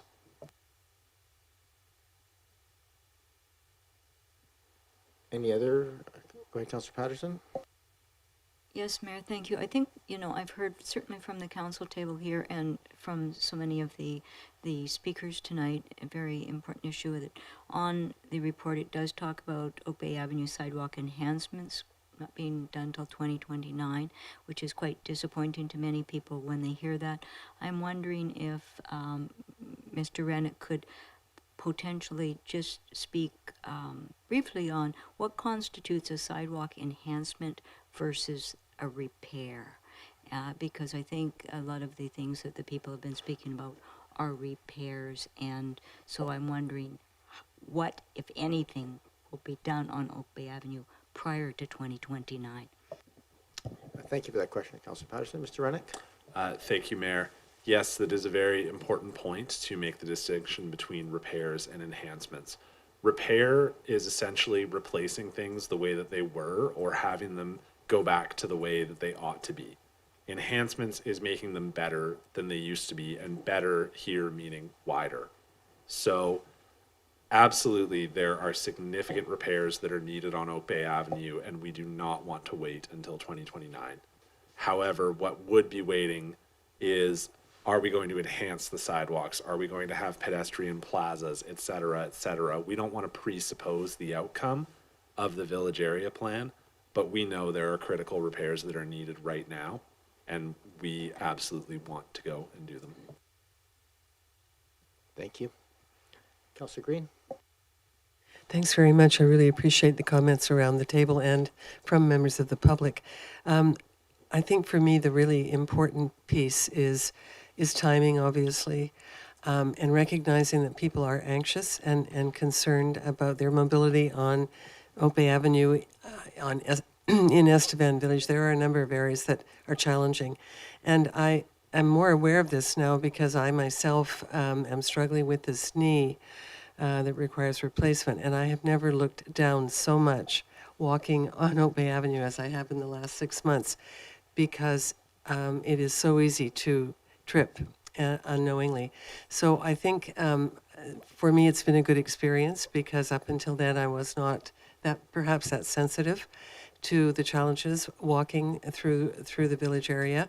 but I think people here do appreciate it. I think Mr. Rennick is certainly doing his best to recognize it, and I feel quite hopeful that 2029 is not the repair timeline. It is about the enhancement timeline. So that's a really important distinction, I think, for the public.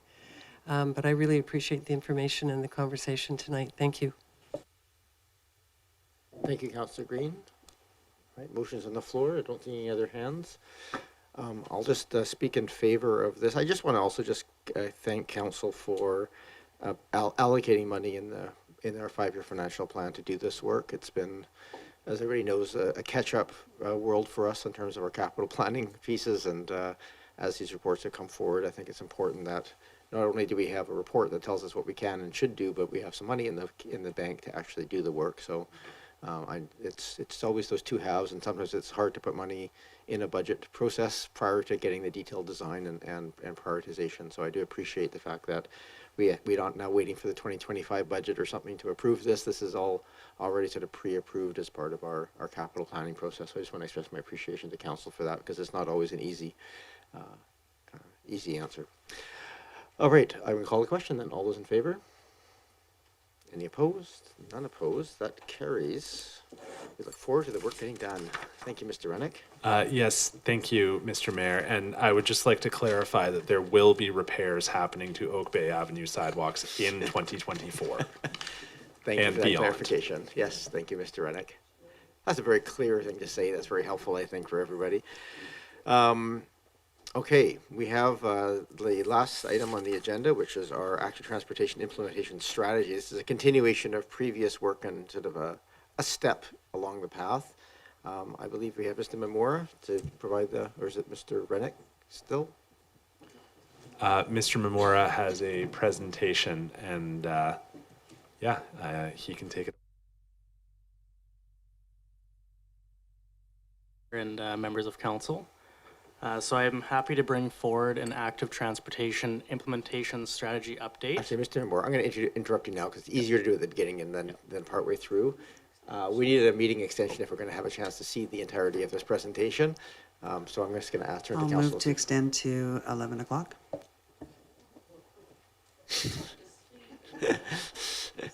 We don't have to use the entire time. I'm going to put that out. So if that's the motion, is there a seconder for that motion?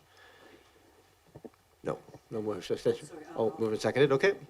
So extend up to 11 o'clock. Okay, I think that's an absolute max. So we'll go with that if that's the will of council. I'm going to call the question then for the motion to extend. All those in favor? Any opposed? None opposed. That carries. Sorry, Mr. Memora, please continue. Thank you. So yeah, I've got a short presentation that will highlight staff's efforts to complete an estimated construction schedule over a 5-year period to construct priority active transportation projects based on a review of the underground infrastructure. And I don't have my clicker with me, so I'll have to just ask for the next slide, please. So the governance question in front of council tonight is to seek direction on the prioritization timeline of the 9 cycling facility projects identified in the 2023 Active Transportation Strategy Report. For clarity, this has been amended in the agenda only and not in the staff report. Next slide, please. On March 25th, 2024, staff presented implementation options, which resulted in 4 resolutions being adopted, 3 of which were amended from the March 25th meeting on April 22nd of 2024.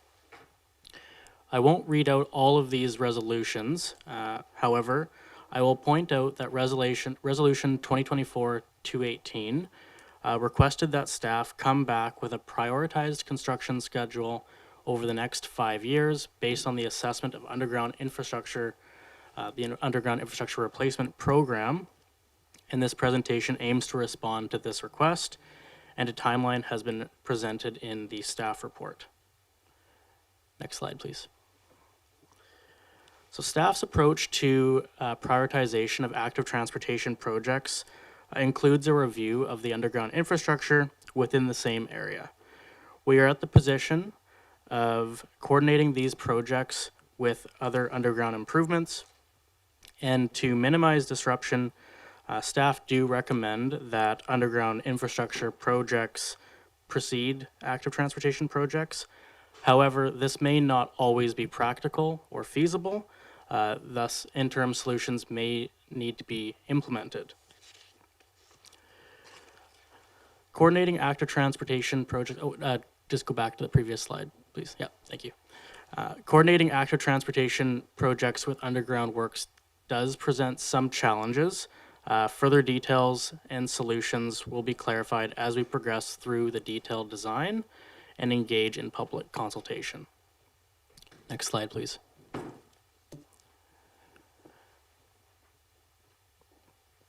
So staff included this slide just as a brief timeline to show council the progress that we have made and intend on making with the implementation of active transportation projects across the district. From the resolutions adopted, 9 priority projects, cycling projects, that were identified in the 2023 review of Oak Bay Active Transportation Strategy have been considered for prioritization over the next 5 years. Next slide, please. So on this slide is a visual representation of the cycling facility type, whether it's a neighborhood bikeway, protected bike lane, or multi-use pathway within Oak Bay. These are the 9 cycling facilities that were reviewed and prioritized. As a reminder, this is not the first time an active transportation network has been presented. The official community plan included an active transportation network figure which identified proposed commuter routes, neighborhood bikeways, and multi-use trails, where there was heavy community engagement at the time to ensure that the goals and objectives and the policies were met within the community. So the policies identified in the OCP are supported by the work that was completed by our consultant to deliver a review of the active transportation strategy and to encourage the development of cycling networks as part of an interconnected multimodal transportation system. Next slide, please. So sequencing of active transportation projects requires a holistic approach, and staff have taken a thoughtful approach around public consultation timing and required staffing for project delivery. Staff have taken these considerations into account and recommend that public consultation at the conceptual design stage take place in advance of detailed design to ensure that the community can provide input on the broad objectives and outcomes of what active transportation means for Oak Bay as a whole, rather than diving into those intricate details once we get into detailed design. Public consultation, like in all projects, is very important, and gathering feedback does take some time. Staff do expect that the coordination of these 9 active transportation cycling projects will generate a significant amount of workload for the dedicated person to manage these projects as well. Next slide, please. So staff have developed a 5-year plan to implement the cycling facilities identified today. Of course, we have set out the timelines knowing that the cycling facility type, the cost, and the timing is subject to change as detailed designs take place and refinements occur at the public consultation phase. Staff are committed to updating council as each project progresses when further detailed designs are available and more accurate costs are generated for each project. Next slide, please. So as shown, the timeline for the 9 priority cycling facility projects, we've got one identified for 2025 next year, which is the Oak Bay Beach Drive neighborhood connection. 2026 and 2027, we'll see 3 and 4 cycling facilities each year, respectively. And as we move into 2028 and 2029, the Henderson Road, Lansdowne Road, and Oak Bay commuter route would be added to the active transportation network. Next slide, please. With the 5-year implementation plan, staff have summarized the timeline and Class D estimates for each active transportation project, as shown on the slide. Depending on the project, the level of complexity is different. Some projects may require heavier consultation with businesses and residents, such as the route identified on Cadborough Bay. Some projects, such as Henderson Road, Fowl Bay Road commuter route, they also do require some jurisdictional coordination with the District of Saanich.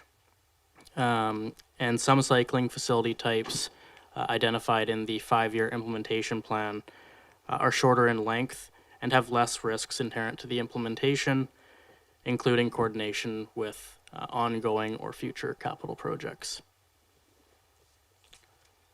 And next slide, please. And happy to take any questions that you may have. Thank you very much, Mr. Mamora. Into this, I think we're here really looking at the prioritization, the projects, and the clarification of process going forward. It's not a key decision point here other than to kind of sign off on and get clarification on that. I have Councillor Green and then Braithwaite. Thank you, Mayor. And thank you, Mr. Menorah. Through you, Mayor, to Mr. Menorah, can you tell me how it was determined how these bike routes would be classified? So we have 3 classifications: multi-use pathway, protected bike lane, sorry, I'm just going to bring this up a little bit, protected bicycle lanes and neighborhood bikeway, and then there's the map that is associated. Each of the routes is color coordinated with that table. So I'm just wondering, how were the decisions made, or what evidence was used to categorize each of those routes in the 3 different categories? Thank you. Mr. Mamora. Through you, Mayor, thank you for the question. So design guidance for each of the types of the facilities that were identified, whether it be a protected bike lane, a neighborhood bikeway, a multi-use pathway, comes from the guidance from the Active Transportation Design Guide that was published in 2019 that our consultant referenced. Thank you. Thank you, Councillor Green. I just want to have a quick follow-up on that question, if you don't mind. These are the preliminary pieces that are sort of the recommendations. I guess for clarification for my council and public, does that require us to do those types of uses on those streets, or is that, is a conceptual design phase next intended to kind of flesh that out, or is that a detailed design? Just kind of try to get an understanding of, are those colored lines at this point binding us, or is that part of the conversation that we're having with the community? Go ahead, Mr. Rennick. Thank you, Mayor. Council, turn your mic off. Thank you. Please. Council directed last year that all designs use the all ages and abilities approach as a default. However, Council also reserved the ability, when detailed designs were being approved, to essentially look at what trade-offs would be required and what costs would be required, what impacts would there be in terms of loss of parking or other neighborhood impacts. And so the consultant is giving a recommendation for each of those corridors for what would be all ages and abilities. That's why, for example, in the Central Oak Bay Neighborhood Bikeway, there is the section around the fire hall that's being shown as protected. The consultant is recommending that based on the vehicle volumes in that area, that would likely be required in order to achieve all ages and abilities. It is, however, important to note that it's difficult to design every bike route in Oak Bay at the same time, and that was well beyond their scope. So these are recommendations. These have not even had conceptual designs. And so that was a little bit of a long-winded way of saying that no, Council is not obliged to install protected bike lanes in any of the locations shown on that map as protected bike lanes. That still needs to be fleshed out through design and consultation. Thank you for that clarification. Go ahead, Councillor Braithwaite. Yeah, going along with that, so let's use the Central Oak Bay Neighborhood Bikeway as an example then. When do we start the public consultation for that? Like, what I heard you just say is that it's not going to come too late. because it doesn't come at concept and design stage. So that means we can go in a different direction. So we could go painted painted lanes instead of divided lanes. So that has not been decided at that point. That's what I just heard you say, yes? Rennick? Through the mayor, that is correct. Our recommendation was that the conceptual designs and consultation for all 9 routes be conducted in 2024 and 2025. That's also why 2025 was relatively light for construction projects. I also just wanted to point out that 2025 is not completely devoid of bike lane construction because there is already the McNeil traffic calming and the Henderson and Haltane projects that council had previously directed. Those ones were in line ahead of the 9 priority projects. We just didn't put that on the slide because we didn't want to confuse that issue. Thank you. Thank you. I think that's really important for clarity because on what type of public input we will be getting. I mean, we've seen a lot of information come in from a lot of concerned residents, and let's use Santan as an example.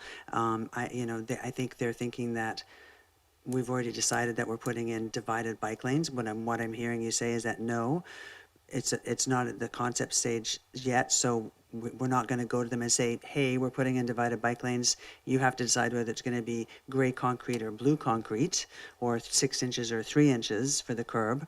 We're basically saying, what kind of bike lane would you like to go in here? We're not going to show up with a concept of a divided bike lane only. We're going to show up and ask them what their concept would be.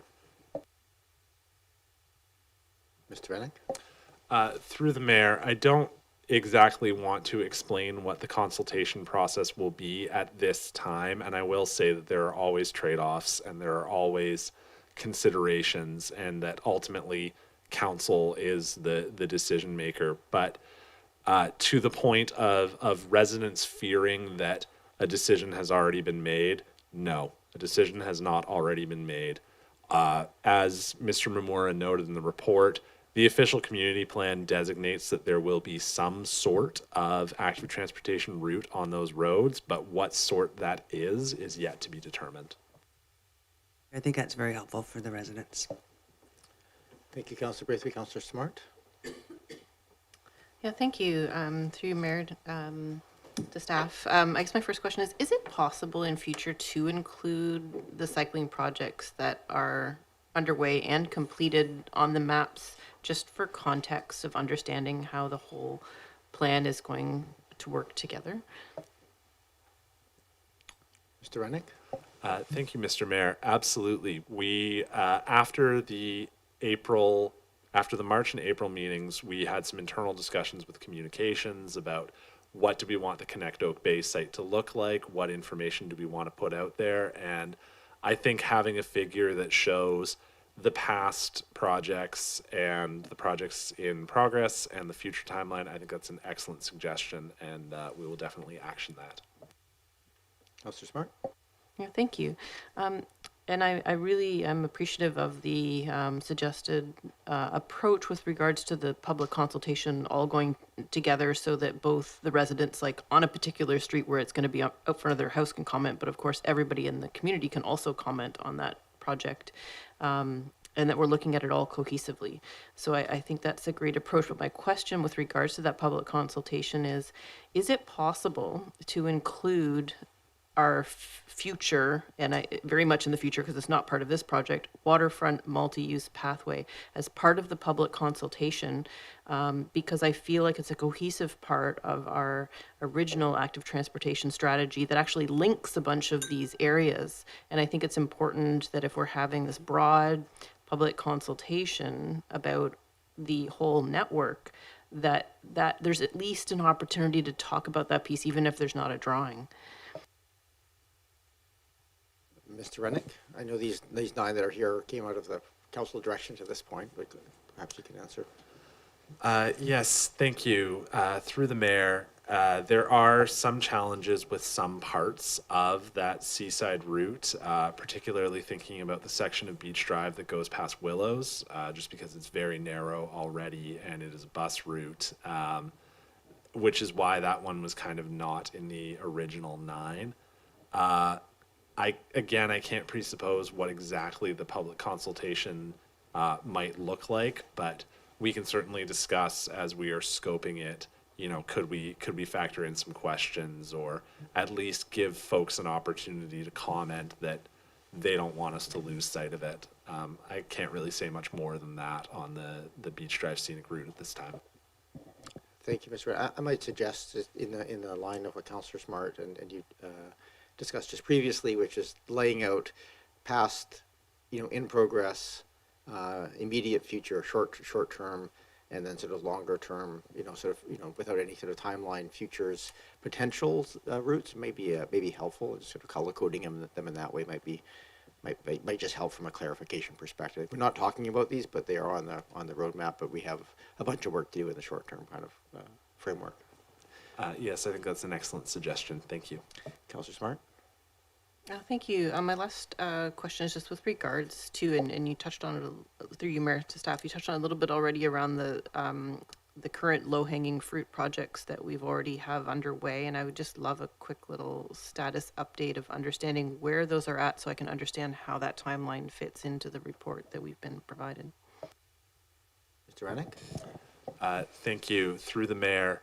McNeil, we are underway on detailed design of the utility replacements that need to be done ahead of the infrastructure being installed. We also received a BC Active Transportation grant to pay for some of the traffic calming infrastructure.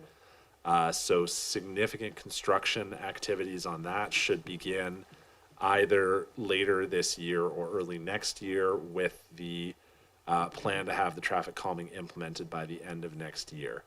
Henderson and Haltane neighborhood bikeways, those designs are underway. Staff have already provided an initial round of comments to the consultant, and we are looking forward to doing some community consultation activities on those designs this summer. And there will be more updates to follow on those. Thank you, Mr. Rennick. Anything else, Councillor Smart? Thank you, through you, Mayor, to staff. I guess just whenever I hear the word summer and consultation in the same sentence, I get a little nervous about losing out on consultation.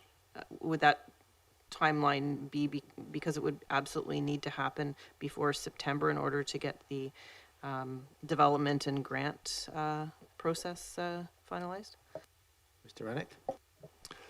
Through the mayor, yes, that is accurate. Last year's intake deadline for the Active Transportation Infrastructure Grant was, I believe, October 15th. And so it's really important that the consultation be done so that council can review it and make the recommendation and pass the resolution that is required to apply for that grant. Thank you. I have Councillor Watson, then Patterson, and then Appleton. Thank you, Mayor. And this is really just a comment following up on discussion about communications and what Mr. Rennick was saying about thinking about what goes on the Connect Oak Bay site. It's just an observation that to staff that in the presentation graphics, the timeline and the graphics are really lovely. But what is missing in that presentation of the 5 years is that you see almost nothing happening in 2025, but a lot is happening in 2025. And just some way to communicate that to the public, because it looks like, oh, we're spending all of $1,200 for this big plan we've been waiting for 15 years. So if that could be sort of incorporated in the communication strategy too, that it's not just the actual physical work, but the planning work too gets explained in sequence. Mr. Memora. Yeah, through you, Mayor. Yeah, thank you for the suggestion. I agree. It's there's a lot of work underway, and we want to make sure that's well communicated. Thank you for that. I have Councillor Patterson and Appleton. Yes, thank you, Mayor, and appreciate the staff report on this and the clarification that what is stated on the report is presented for informational purposes, but not cast in stone. Certainly, when Council undertook first look at the active transportation, I think we were talking at that time, including all forms of active transportation, including the pedestrian and sidewalk report, which we did not have at the time that we undertook to give instructions on following through with this. But I think another very important component of all of this is how it does tie into the public transportation systems, how all of these routes, how the pedestrian sidewalk routes, and how the cycling routes also tie into our emergency routes and emergency evacuation routes, emergency services routes, the bus routes, so that we can look at this more holistically, because it would appear we just looked at the statement of financial information earlier this evening, and well done report, but you can't miraculously change the course of what we are experiencing, and that is that our increase in revenues is not keeping pace with the increase in expenses. So along the way, council will have some very difficult decisions to make, including some of the central Oak Bay neighborhood portions, because we still have our emergency services, the fire hall and police station to do. So I am wondering if there is a way to somehow layer these so that we can get a more holistic look at how people will flow through the district of Oak Bay, and including vehicles, because vehicles do still exist and they are still going to be around for some period of time. So I think that the total traffic movement needs to be somehow overlaid on this so that we can get to critical decision making along with the critical information on the budgets. So I don't know what it would take to do that and which consultants would do it, but I would appreciate hearing from any suggestions staff have. Mr. Mamora? Through you, Mayor. Yeah, those considerations with regards to coordinating with fire and police and emergency services is something that we're actively doing. In particular, when it comes to the detailed design phase, we would be looking at tweaks with our consultant, whether it be radiuses of the curb extensions, or just to make sure those fire trucks can make the turn. Of course, there's considerations for widths and things of that nature as well. But yeah, it's certainly something that we are looking at when we're looking at a holistic design. Thank you. Anything else, Coulter? Just to follow up, so when we do public consultation, will that information be included in what the public will be given for consideration, or will that come at a later date? Mr. Rennick? Through the mayor, consulting our stakeholders actually happens before the public consultation. When I referenced on Henderson and Haltane, there had already been an internal review that included Chief Channon and Chief McDonald from police and fire, respectively. We don't want to go out and consult on something that doesn't work for emergency services. Thank you. Thank you. Moving then to Councillor Appleton. And then... Thank you, Your Worship. And through you to staff. I'm just wanting to follow up, and I appreciate the revised table with timeline and a little bit more specificity around the idea of priority projects. I'm just wondering, and I appreciate staff's clear indication in the report that based on the amount of funding that's currently being provided, that it is not feasible to get through the list of projects. We have the 9 key facility projects, but at the time that the funding was assigned for active transportation, staff were very clear that given the amount of human resources applied and the amount of resources applied to the project overall, that timeline was going to be difficult to meet. So in that light, I would just like to ask the question as to, is there room for additional prioritization of these projects? I think what we have seen in terms of active transportation implementation in other jurisdictions is that the basic network is a really key part of that. And so, in fact, which projects are chosen and how they're laid out in the community has a great deal to do with how they'll be adopted and whether or not they'll have a positive effect in affecting mode share in the community. So I appreciate the table that's laid out here in terms of sequencing.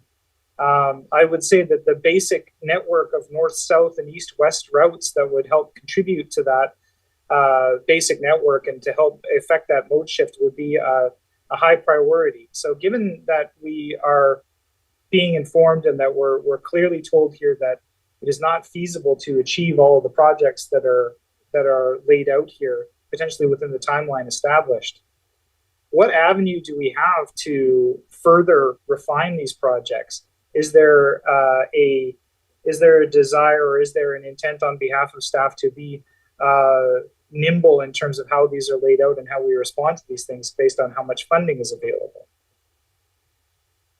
Thank you, Councillor Appleton. And Mr. Rennick. Through the mayor, that can be a bit of a complicated question.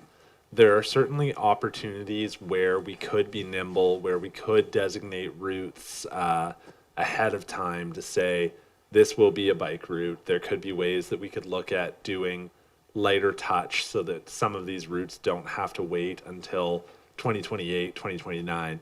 However, I caution that Councillor Appleton spoke about mode shift, and there is a lot of research out there regarding what percentage of cyclists will ride on pretty much any road that has blacktop versus what percentage of cyclists would actually look for more than just signs and a bike stencil on the road.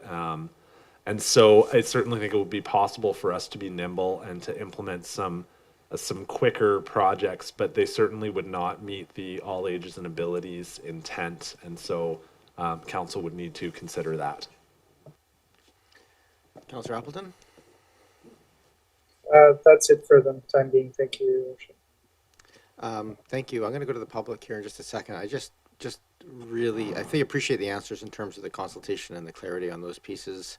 The only other question I just had, and this is maybe a slightly off topic, but I just, in looking at the map, one of the routes that is in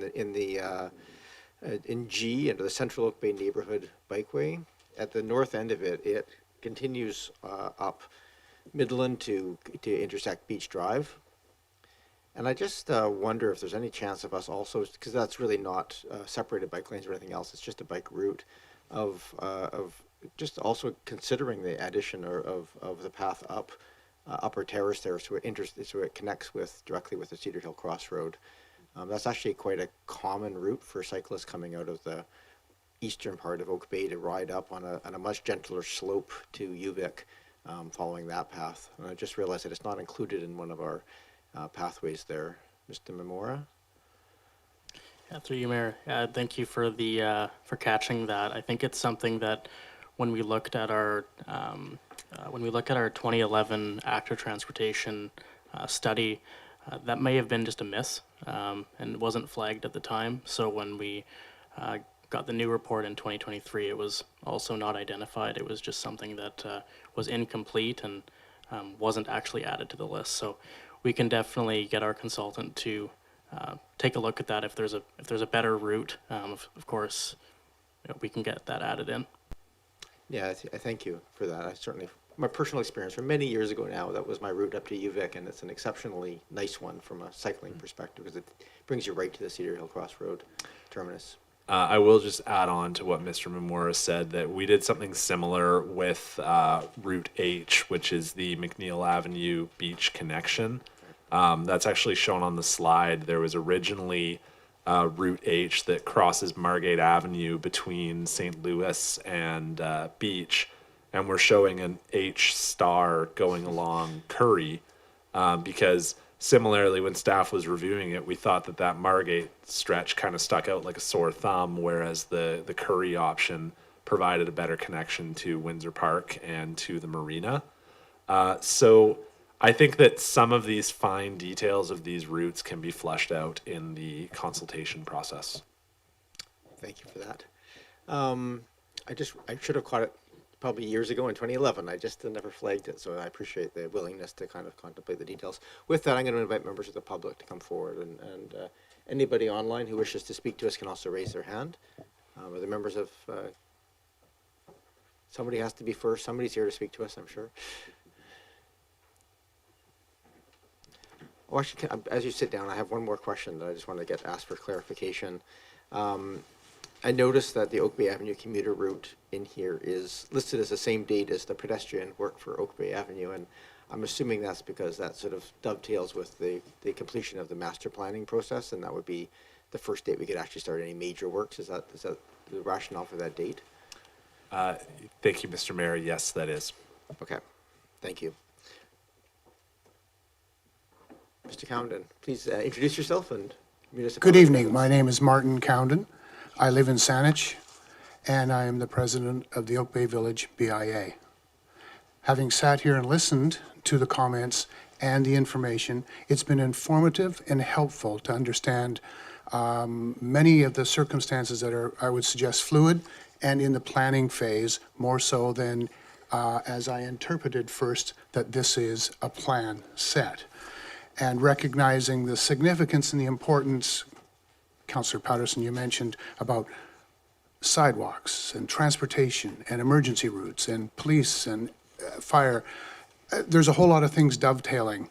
And of course, our interest is for the community at large in many aspects, and particularly on how these things impact and affect the businesses in the village of Oak Bay. So I've written a letter to Council, which I'll read out to try to stay clear, concise, as best I can on the topic. We're writing to request Council carefully considering regarding the implementation of active transportation plan. It is critical that the village area plan be completed before final decisions for the active transportation plan infrastructures are made. To continue to have a multidimensional, thriving business community, the needs of the businesses must be considered. Small businesses, I purport, are the heart of the Oak Bay Village. They're intimately familiar with what their businesses need, who their customers are, and where they're coming from and how to get to their doors. While there is a current policy, a priority shift, people out of their cars, it's misguided to do that without the expense of the health of the business community. We want Oak Bay Village to be a place where all modes of transportation are welcomed and accommodated. For more than 20 years, the Oak Bay Business Improvement Association has worked to make the Oak Bay Village a destination. That brings people from all over the city, and they're not going to ride bicycles in winter to come and see the lights or the truck parades or what have you. They need to be able to have transportation that'll get them here.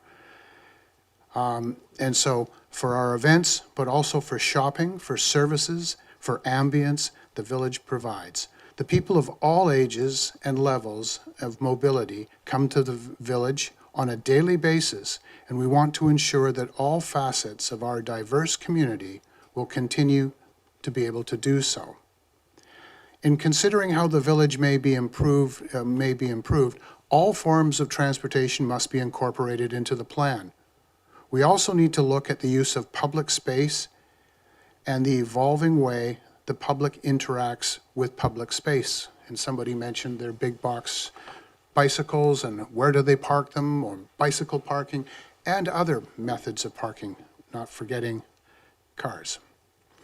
Accessibility is a key factor for our customer base. The pedestrian and sidewalk master plan feedback indicated higher quality, wider sidewalks are the #1 improvement people would like to see. This is important feedback to inform the village area plan and the active transportation plan, as access to shops and services ranked as the #1 reason for walking or rolling through our village. A vibrant, thriving business community is a vibrant and thriving community at large. The description of Oak Bay Avenue as a commuter route, as seen in our plan here. Mine just faded out, but does not indicate that business needs, does not meet the business needs or the community's need to access these businesses, and not that it has been clearly considered. The village is not a commuter route, but a destination for shopping. Many other commuter routes are available, and some and widely used. So the village is not a commuter route, but a destination for shopping services, dining, and planning for future infrastructures need to reflect this. To this date, there has not been any engagement with the business community regarding cycling infrastructure in the village or other forms of transportation. The current proposal is to install, as we interpret it from what we saw today, to install bike lanes down Oak Bay Avenue, and it is not conducive to a thriving business community. Many businesses are already concerned that their businesses will become less and less viable. And in communication with people further up the street in Oak Bay, outside of the Foul Bay, they're so concerned that this corridor with protected bike lanes will kill their businesses as it will do in our village. You may not believe it, but I don't see any people in the village around us here who actually have businesses in this village, and they don't know the challenges that we face every single day. You can't comprehend it, but if you put your life savings on the line, you may pay a little more attention to it. We ask that the decisions on the future infrastructure infrastructure changes and changes to the village be based on the feedback that includes what businesses require to continue to serve our greater community. We believe that there is a way for all modes of transportation to coexist while supporting businesses in the community. The Oak Bay Business Improvement Association is committed to supporting the work of the district and will facilitate engagement with business. We believe that by working together, we can develop solutions that will support business and community. Thank you. And it was... Mr. Condon, you've Time's done? repeated the things. So you want to just wrap up, or you can let it go. I will speak faster next time. Thank you so much for listening and the opportunity to speak this. Thank you. Is there anybody else who wishes to come forward at this time? There's no hands raised online, so please come forward, yeah. No, there's nobody online, so please come forward. We're now under the time gun.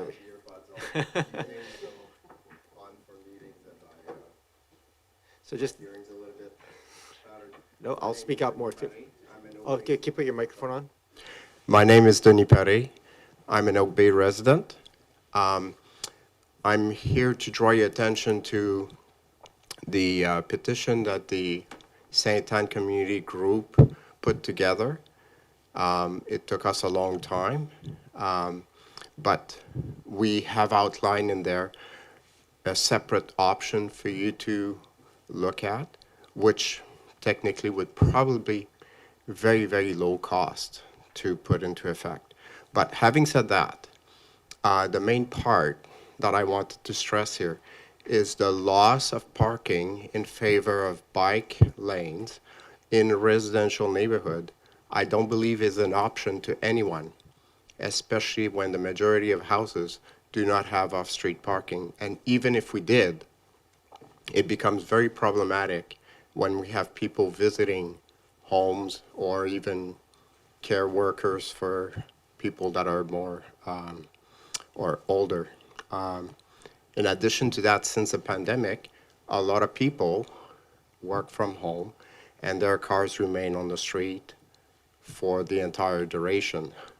Same with a lot of people also are taking public transportation and leave their cars on the street. And so during the day, even on our street, you can see that at least 60 to 80% of the street is already used up by cars. And it is something that you have to consider, that people have cars. but also people walk, and probably sidewalks need to be maintained a little bit better. So I think that as a priority, sidewalks should also be looked at. Thank you very much. Thank you very much for coming out tonight. Please come forward.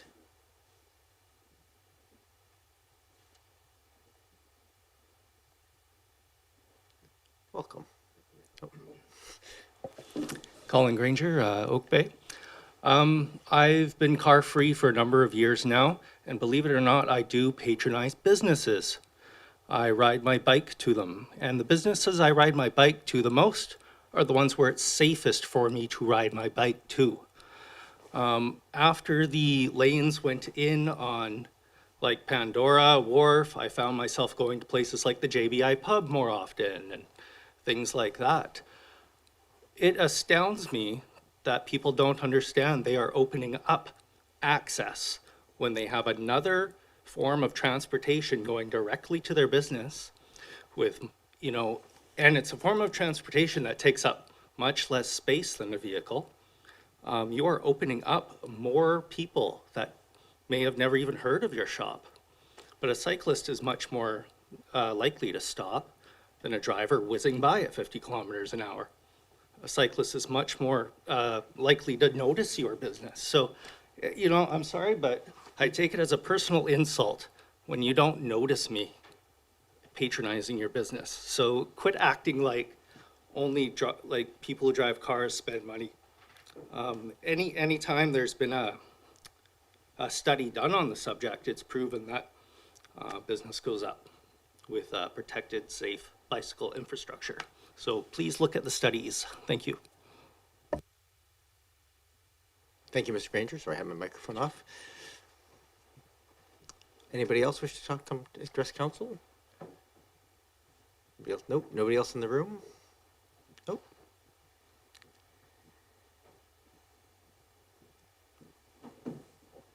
Welcome. Maggie Knight, Oak Bay. I just want to say thank you for bringing this piece forward. It's good to see a timeline that things might actually happen on. And I also, you know, I read or skimmed through the correspondence package for tonight on this item and felt a lot of sort of concern and compassion for folks who were obviously very freaked out about what could happen to their street and their parking. And I think this is all about finding a balance. And that right now the vast majority of infrastructure is geared towards the automobile. And we're trying to find a way to share streets. But, you know, I'm not coming for anybody's parking. I would just like to be able to safely bike with my kids. And, you know, cyclists exist. We're not trying to steal things from people. We just want some safety and some options. You know, motor vehicle accidents are a leading cause of child mortality, and that's really real. We want to raise our kids outside. We want to raise our kids active. We want to raise our kids to chat to their neighbors and say hello to people. All of those things are harder if you feel that you have to put them in a car to get them from point A to point B safely. Transit, unfortunately, is infrequent and unreliable in much of Oak Bay, and not all of us are in walking distance of everywhere we need to get.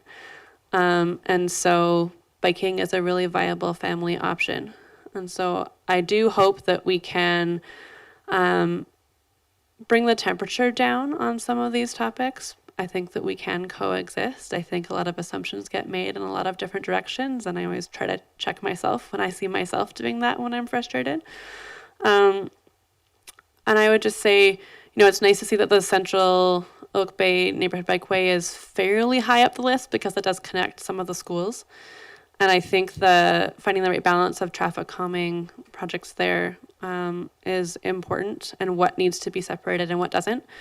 I would just caution that, you know, we're talking about a network that was talked about in 2011 after a whole bunch of public consultation, and 2015's the Complete Streets work.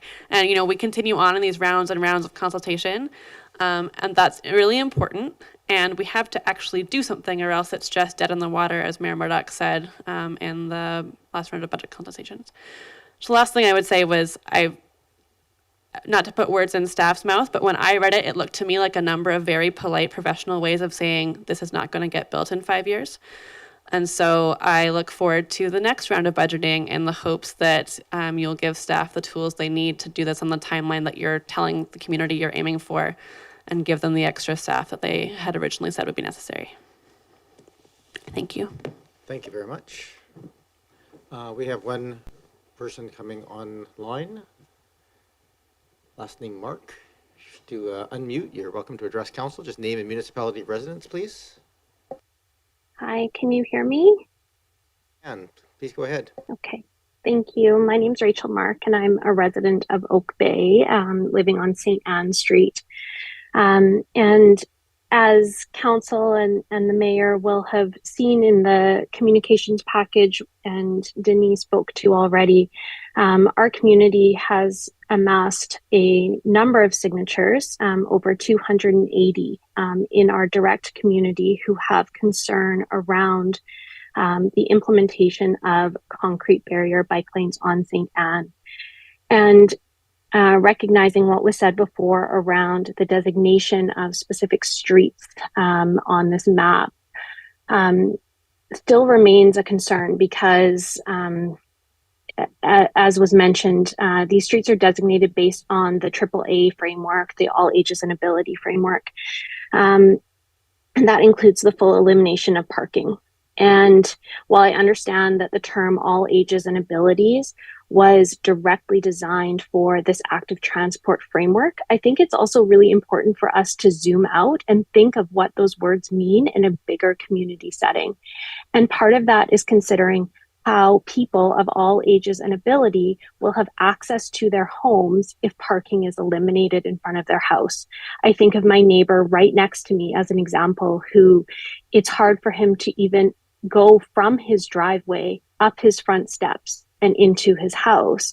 And if he has to park or be dropped off, I should say, blocks away, he won't even be able to stay in his home any longer. He has family that is there often. He has visiting healthcare workers. And I think of the disadvantage that he will have as a result of these types of bike lanes being put in place. I also have real concerns around this sort of pushing off of discussion to public consultation, because it's stated in the report that was part of the agenda package that to expedite the timeline to meet the demands of this project, that the public consultation process may be shortened. So I feel concern when I continue to hear that we're not at that stage yet, and we're pushing it forward, and yet it's in writing that this consultation process can be shortened. So I again want to urge council and the mayor to please consider the removal of even consideration for these protected bike lanes on St. Anne. We are in full support of active transportation. It just does not seem necessary. There's no data to support that this type of bike lane is needed on the street. There's no ICBC incidents that have been noted, and there's data to show that. And we know directly from the Oak Bay Community Plan that there are 7 to 8 times more pedestrians using these roads than cyclists. So I urge you to consider all of these priorities when making your decision. Thank you. Thank you very much, Ms. Mark. I'm going to make a last call here for anybody who wishes to come forward.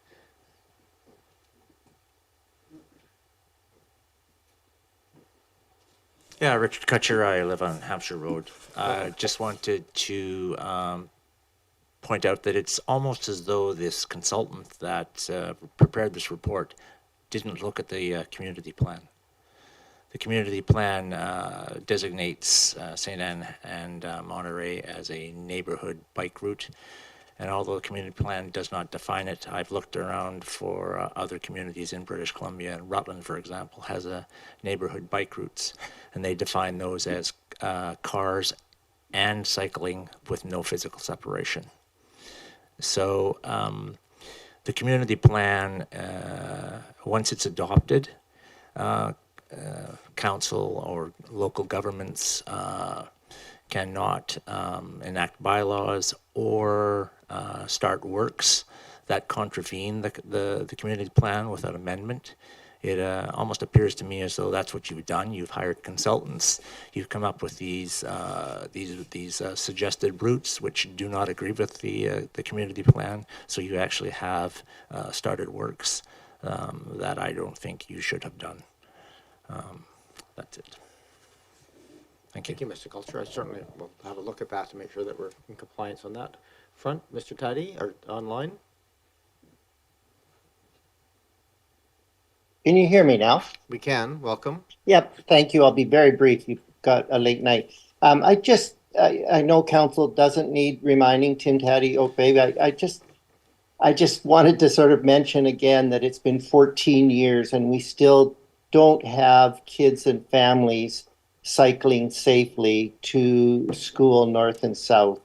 And a lot of the reasons we don't see bicycles on St. Anne or any of the other routes, and I think consultation is important, but action is every bit as important, is because we don't have safe transportation. No matter what excuse we give, we do not have safe transportation on bicycles for kids and young families. So please keep that in mind. And it's 14 years, guys. Thank you very much. Thank you very much, Mr. Taddy. I don't see any other hands, people popping up to come forward. All right, back to this side of the table then. We have the report in front of us, and we have the prioritization pieces here. Please, questions are always welcome. Go ahead, Councillor Braithwaite. Thank you. I think it was Ms. Mark that brought up in the report that she read that public consultation is going to be shortened, and I'm wondering if staff can touch on that, if that's something that is in the works. Councillor Braithwaite, I don't remember seeing that, but it's entirely possible. It's in these reports. There's a lot of them, and they're long. Staff, do you know what that's referencing, Mr. Memora? Through you, Mayor, yes, I know the reference that's being made within the staff report. The challenge here was just that we have we've asked for the one staff member to start, and we're into June of 2024, and we talked about consultation being in 2024 and 2025. So that person that was initially going to be leading that consultation, those consultation efforts, hasn't been hired yet. So we just wanted to identify, not that it would be shortened, but just that there's there's a lot of consultation that needs to take place, and we just want to make sure we deliver on that. Just a follow up to that, Mayor, if I may, and this person has not been hired, not because we haven't tried to hire them. They haven't been hired because we haven't found someone. Is that correct? Just leery of getting too far into hiring processes in detail in a public realm, but Mr. Member, is there anything you can add?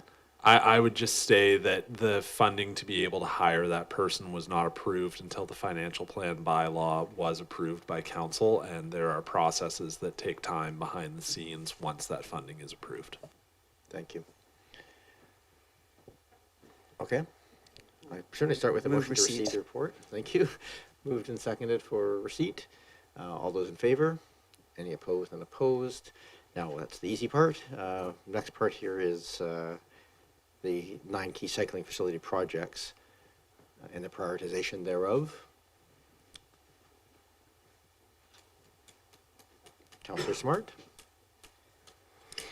I'd like to make a motion to direct staff to come back with a prioritized list that is more achievable in 5 years' time, that has a north-south connection and an east-west connection.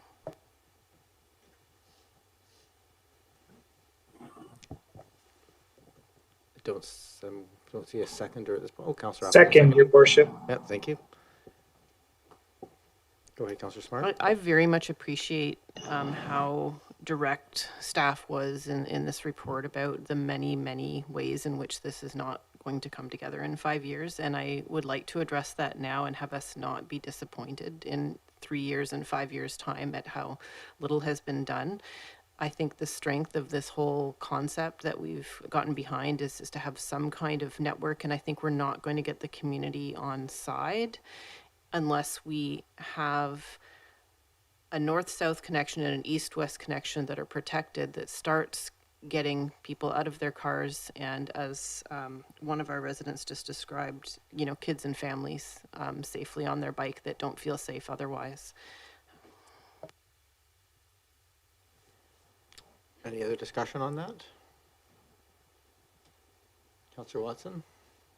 I'd like to respond to that comment because I understand that proposal in terms of connectivity, but it doesn't really speak to actually what cyclists across the community are doing based on their daily patterns, and I wouldn't want to presume what that is. That's pretty fine-grained information, and even if there were, I'm a cyclist, and even if there were a north-south and an east-west, like we did those things, I'm not sure that that's what I would be using because it's not actually how I navigate my life on a bike.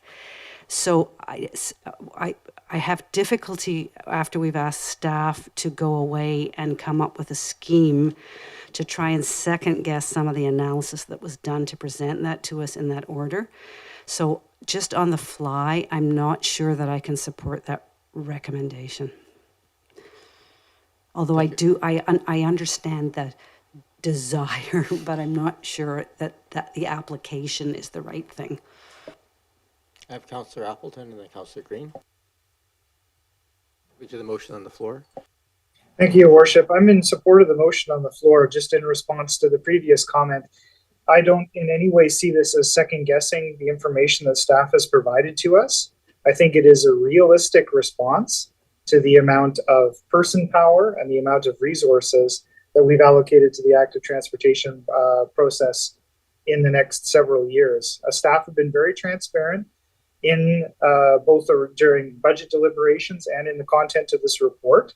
That is very difficult to achieve what is laid out here in the time frame that was initially proposed and suggested by council.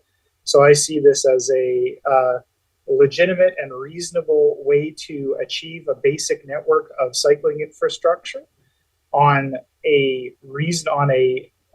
accelerated or at least reasonable timeline, given the amount of resources currently available. So I don't in any way seek to supersede the list that staff has laid out, nor the 9 priority projects, nor the suggested technical implementation of those projects. But I think staff have been really clear to say that what is feasible within the current level of resourcing, and members of the community want to see this happening as soon as possible and as soon as feasible. So I think that this is the reasonable response to it. So I would just like us to be able to focus on the highest value projects that will get the most people riding if we only have the capacity to do a certain amount of work. Thank you, Your Worship. Councillor Green? Yes, thank you. And thank you for the motion. First of all, I agree with Councillor Watson. I do not want to be making decisions like this tonight on the fly at almost 11 o'clock. That's the first thing. The second thing is that staff have gone to a great deal of trouble to put together a pretty comprehensive report, 2 comprehensive reports that are about transportation, sidewalks, and cycling. And I really am concerned. We have, in fact, an east-west corridor. That is Richardson to McNeil and into Oak Bay. That is a huge east-west corridor that I think is underutilized, actually, in my observations. So I would like to go with what the staff are recommending at this time. I don't want to make assumptions on behalf of the community because that isn't not what I'm hearing. What I'm hearing is let's be careful and thoughtful about how we plan these routes. And I think that's what staff is suggesting as well. So I'm sorry, I can't support the motion. Councillor Patterson? Thank you, Mayor, and I also will speak against the motion. I think it makes a judgment already that what we see on the map is a given, and I think what we've heard tonight from the public that have attended or called in is that they do need more time to receive communication about what the plans are. The routes that we actually did approve for the budgets, like the McNeil route, are not on this plan, so they're not identified. And so we're not showing the work that we're doing and taking a look at this overall. And I certainly respect what people have said, that this has been a long time coming. Well, the pedestrian and sidewalk has been just as long. In fact, I think one of the first things I heard talked about was replacement of the trees and repairs to Oak Bay Avenue, and that was in 2011. So, but certainly also on this map, one of the connectors that is certainly the north-south, the central route there, does include a key component of our community, and that's our emergency services. And I will not make any decision for permanency on that route until I understand what is going to take place with our emergency services and so I can't support the motion as it's put forward tonight. I could support going forward with what staff has presented, provided that we do the community consultation following that. I think we can resolve this in the next 15 minutes, but I do need a motion to I'll extend move the to meeting. extend the meeting 15 minutes. Is there a seconder? Moved and seconded. Don't usually debate that, so if we're able to, I'd like to resolve this, but up to council whether we'll stick around. I think there's lots of people who waited for us to give some clear direction. Anyway, all those in favor? None opposed? Please continue, Councillor Braithwaite. Thanks so much. As with Councillor Watson, Green, and Patterson, I would agree with them that I for the reasons that they stated, and I can't support this motion either. Thank you. Thank you. I'll just speak here very briefly. So I'm not supporting the motion on the floor. Fundamentally, I think we do need to advance these pieces. I think if we don't consider all 9 of these routes and consider them in the context of each other, then we're going to be going out and talking about 1 or 2 specific routes that we're not allowed to then talk about the other 7. And I think we've already kind of tried to coalesce down to the 9 priorities that give us a grid of coverage, and need to get on with the consultation and design of those pieces. I don't see I actually see this slowing us down. I think the intention is excellent, but I also think it will slow us down because we'll get bogged down into some of the other pieces. So I can't support the motion. I'm very happy to support the staff recommendation that's on here, so we can move forward with the consultation on all 9 routes and start having the conversation, providing some certainty to the public about what it is that we're trying to accomplish. Councillor Smart, for a second time. Thank you. I just wanted to clarify the intention of my motion, and that was to prioritize the north, south, and east, west AAA routes so that we actually have an ability for those riders that can't currently ride to ride. It's not to get rid of any of the other projects. It's just to be realistic about how much we can get done in 5 years and to front load impactful projects first. Otherwise, when I look at this with the comments of staff in the report, I foresee that in 3, 4, and 5 years, we're potentially not going to have reached that critical concept of mode shift and ability for those that don't feel safe on the road to feel safe on the road. Thank you for the extra comments. I'm going to call the question. All those in favor of the motion that's been on the table, Councillor Appleton and Smart in favor, and those opposed? I have Green, Watson, Patterson, Braithwaite, and Murdoch opposed. That motion fails. Please go ahead, Councillor Braithwaite. Thank you, Mayor. Before I put this motion on the floor, I just want to reiterate one last time, just so that all of our residents are clear, that if we move forward with the staff recommendation, that we will have, it doesn't mean that we're putting divided bike lanes in the places where it says that we have protected bike lanes. It means that we're going to have a lot of consultation before moving forward with anything at all, because I can't support something that would say that we're definitely putting protected bike lanes down Oak Bay Avenue or protected bike lanes down St. Anne, especially when we see, over 280 people have written in for that. So I just want to just clarify one more time, and I know you've said it many times, Mr. Rennick, but just again for the record, that we are going to have a lot of consultation before any of this would get done. Mr. Rennick?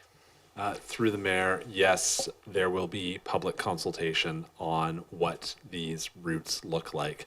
And if I may, I would also just point out that between McNeil, which is an east-west route, and Henderson Neighborhood Bikeway, which is a north-south route, those were already ahead of the priority projects. And Central Oak Bay Neighborhood Bikeway, which is a major north-south route, is 2026 and 2027 in the timeline. And so I just wanted to speak to that we are aware that it would be good to start with those major spines in the network. So in that case, then I would like to move the staff recommendation. Is there a seconder? Seconded.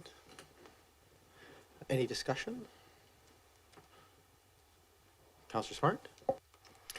Hearing that staff is aware of the larger concept of prioritizing impactful routes, I will be supporting the motion to go ahead with the timeline in the report.